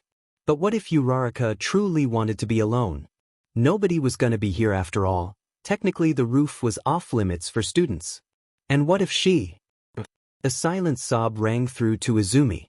No further questions were asked as she opened the door and quietly made her way outside. Something inside of her twisted when she saw the usually cheery, bubbly, adorable girl sitting there sunken in on herself, hands wrapped around her legs, crying into her knees. Izumi moved carefully, trying not to spook her classmate. Silently, she stepped closer, finally sitting down next to the crying girl. Following an instinct, Izumi carefully threaded her hand through the other girl's hair. Uraraka didn't look up but didn't make any move to stop her, so Izumi did it again. And again. After the fourth time, Uraraka finally moved. She didn't stop crying, but threw herself into Izumi's open arms, now openly sobbing against her chest, her hands clutched into the other. girl's uniform. And Izumi was there. Holding her, stroking her hair. Again, following an instinct, Izumi started humming what she was hoping was a calming melody. She had no idea what it was, probably just a tune she heard before somewhere. Nevertheless, slowly but surely, it seemed to work. Uraraka calmed down gradually, until she laid completely limp in the arms of the greenette, silently listening and still having her hair stroked. Izumi was torn on what to do. Should she ask what was wrong? Should she just offer silent comfort instead? What was the right path here? What if she... I don't belong here, came Uraraka's voice, still shaky and muffled from where she was still leaning into Izumi. What do you mean? I'm not like you guys. Izumi kept stroking the brunette's hair softly while she seemed to look for the right words. I can't do anything by myself. Uraraka sniffled. You saved me at the entrance exam. You did all the work in hero class. I couldn't even do anything when the villains attacked us. I can't do anything. Before Izumi had the chance to protest, her classmate had already continued. Do you even know why I went to UA in the first place? She chuckled humorlessly. Money. Uraraka's grip on Izumi's shirt tightened. I wanted to become a hero to make money. How pathetic is that? Izumi hummed lowly. What do you need the money for? Uraraka sighed before answering. My family works in the construction business. But we're barely scraping by. I always thought my quirk would help them, you know. But they refused to let me work on the site. So here I am. Izumi was silent for a moment. So let me get this straight. You're worried that you're being selfish because you're trying to become a hero to get money that you would use to help your family. Well, if you put it like that. You're worried because you think you haven't done a good enough job as a student here. Tell me, how many points did you get on the entrance exam? 56. And did anyone help you get these points? No. I did it by myself, the brunette admitted silently. Izumi squeezed her shoulder. Come on, louder. I did it by myself. Uraraka exclaimed, her chubby cheeks blushing adorably. That's more like it. Izumi grinned. And how did we win the exercise? Well, you dash. No. Izumi interrupted, not what I did. How did we secure the bomb? I got it for us. Another shoulder squeeze. I said louder. I got it for us. Atta girl. Izumi ruffled her hair. And lastly, you're worried because you, a student, weren't able to defeat an army of villains. Of adults. Who largely outnumbered us. Listen to me. Izumi gently cupped the girl's cheeks, made sure Uraraka was looking directly into her eyes. You're not useless. You're brave, you're selfless, and you're wonderful. Do you hear me? Uraraka blushed under Izumi's intense gaze. Her eyes watered again. Why are you even so nice to me? Izumi's mind came to a standstill. Called you useless. Remember? Izumi's face softened. You didn't know what it meant and you apologized. As far as I'm concerned, we're good. Really? So we could still be friends? Now it was Izumi's turn to blush a little. I kind of assumed we were friends already. The change in Uraraka's face was abruptly and welcome. Gone was the insecurity, all that sadness. And in its place was a smile so radiant it was almost blinding. Ooh, then we need nicknames. What? Come on, please. The girl's pout was too adorable to say no to. Fine. What should mine be? Uraraka grinned widely. Dikairu. Seeing Izumi's surprised face, she sheepishly added, that's what I thought the nickname was supposed to mean. Like the exclamation, I can do it. That's why I thought it was cute. Izumi smiled. Dikairu. I like it. But in that case, you're Shaka. And it was the brunette's turn to look confused. I thought it was clever. Because it's kind of part of your name, but it also sounds like Schaka, a German exclamation that also means, I can do it. You know, so we'd match. The more Izumi explained, the brighter the smile on Uraraka's face got. I like that. So we both can do it. That means, together we'll be unstoppable. Their giggling was interrupted by the bell. Giving each other one last smile, they made their way back, hands interlocked. Sorry I cried on your shirt. Come on, what are friends for? Come on May, get a move on. Izumi almost whined, looking back at the pink-haired genius. May just huffed good-naturedly in response. Yes, she was a bit slower than her two friends, possibly because they weren't the ones carrying around more than an armful of her precious babies, but they were in no way late.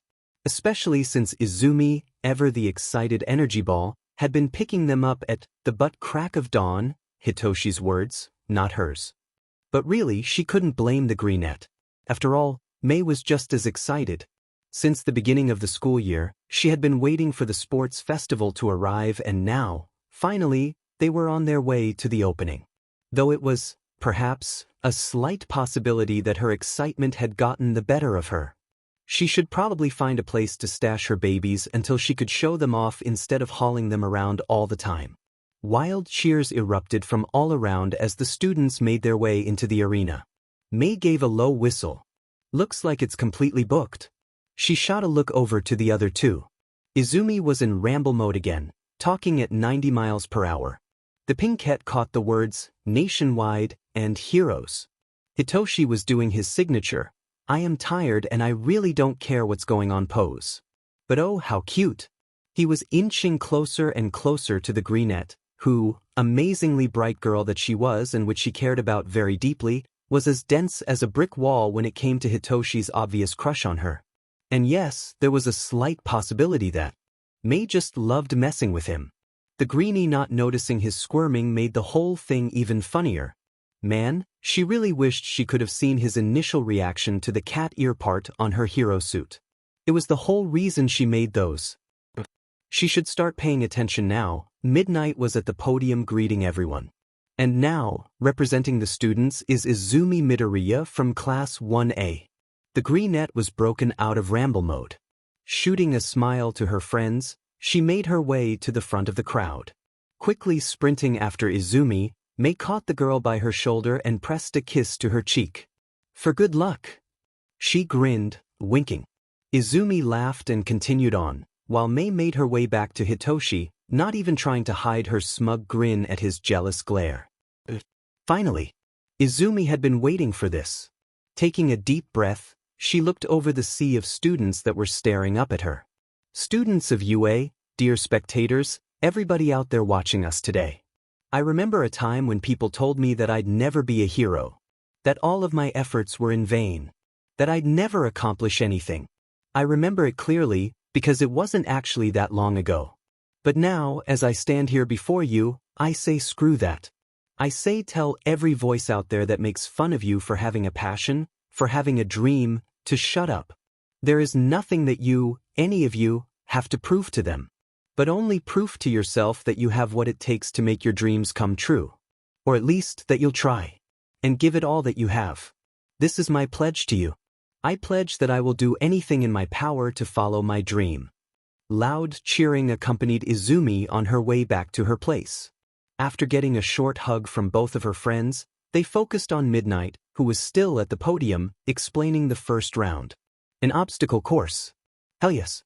One arm to the side for balance, Izumi used present mix long-winded shout-outs to all the listeners out there to stretch her legs a bit before the race, and to subtly looking around for the biggest threats in the first round.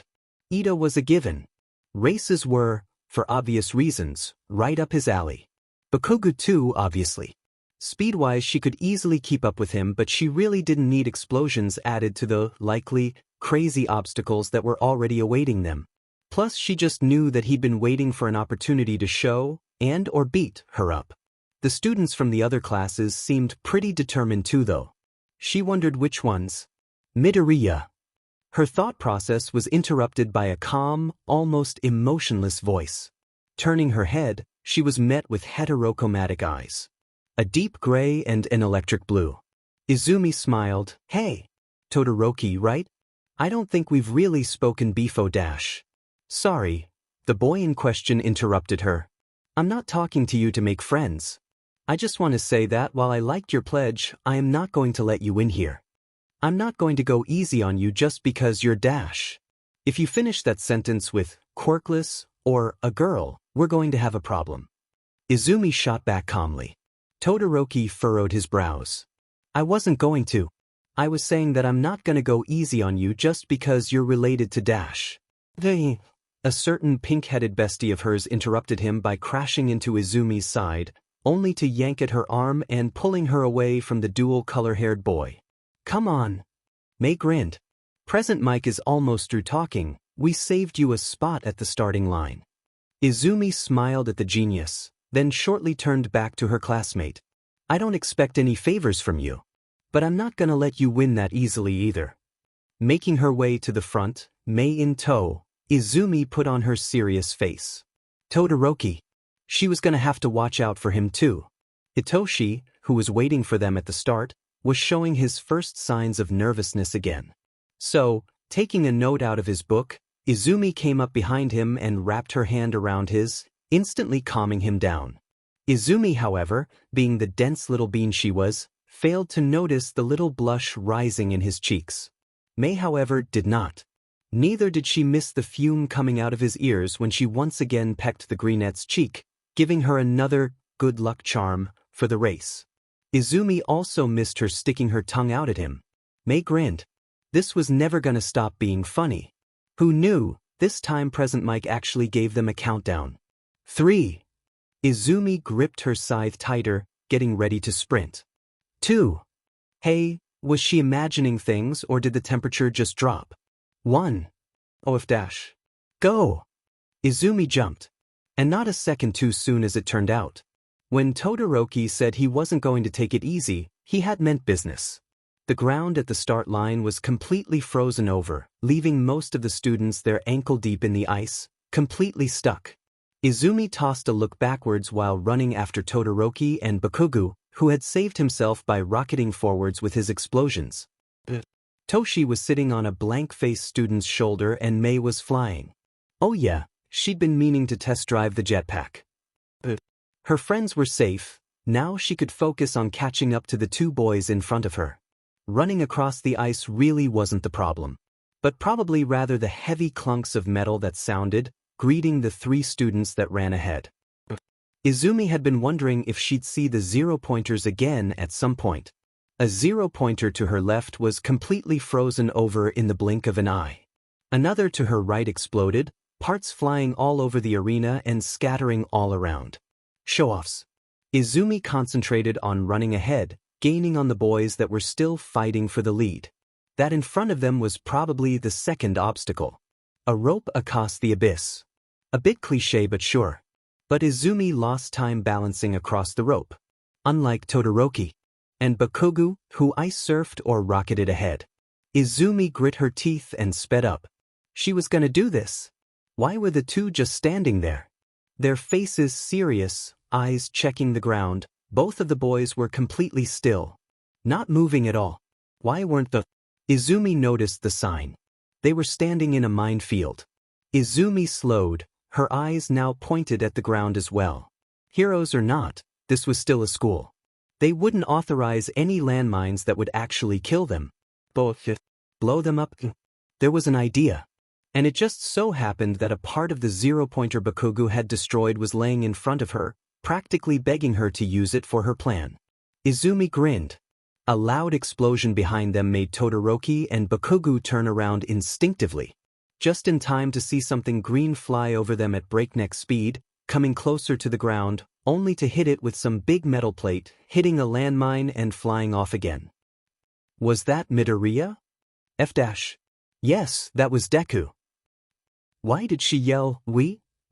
If I know. Izumi smiled, getting her victory hugs from May and Hitoshi. May squeezed her side as Midnight started talking about the next round, a cavalry battle. Seems like my good luck charm worked, huh? Izumi smiled. The first place in the race will have a bounty of 10 million points. Izumi's smile vanished. May froze. Or maybe not.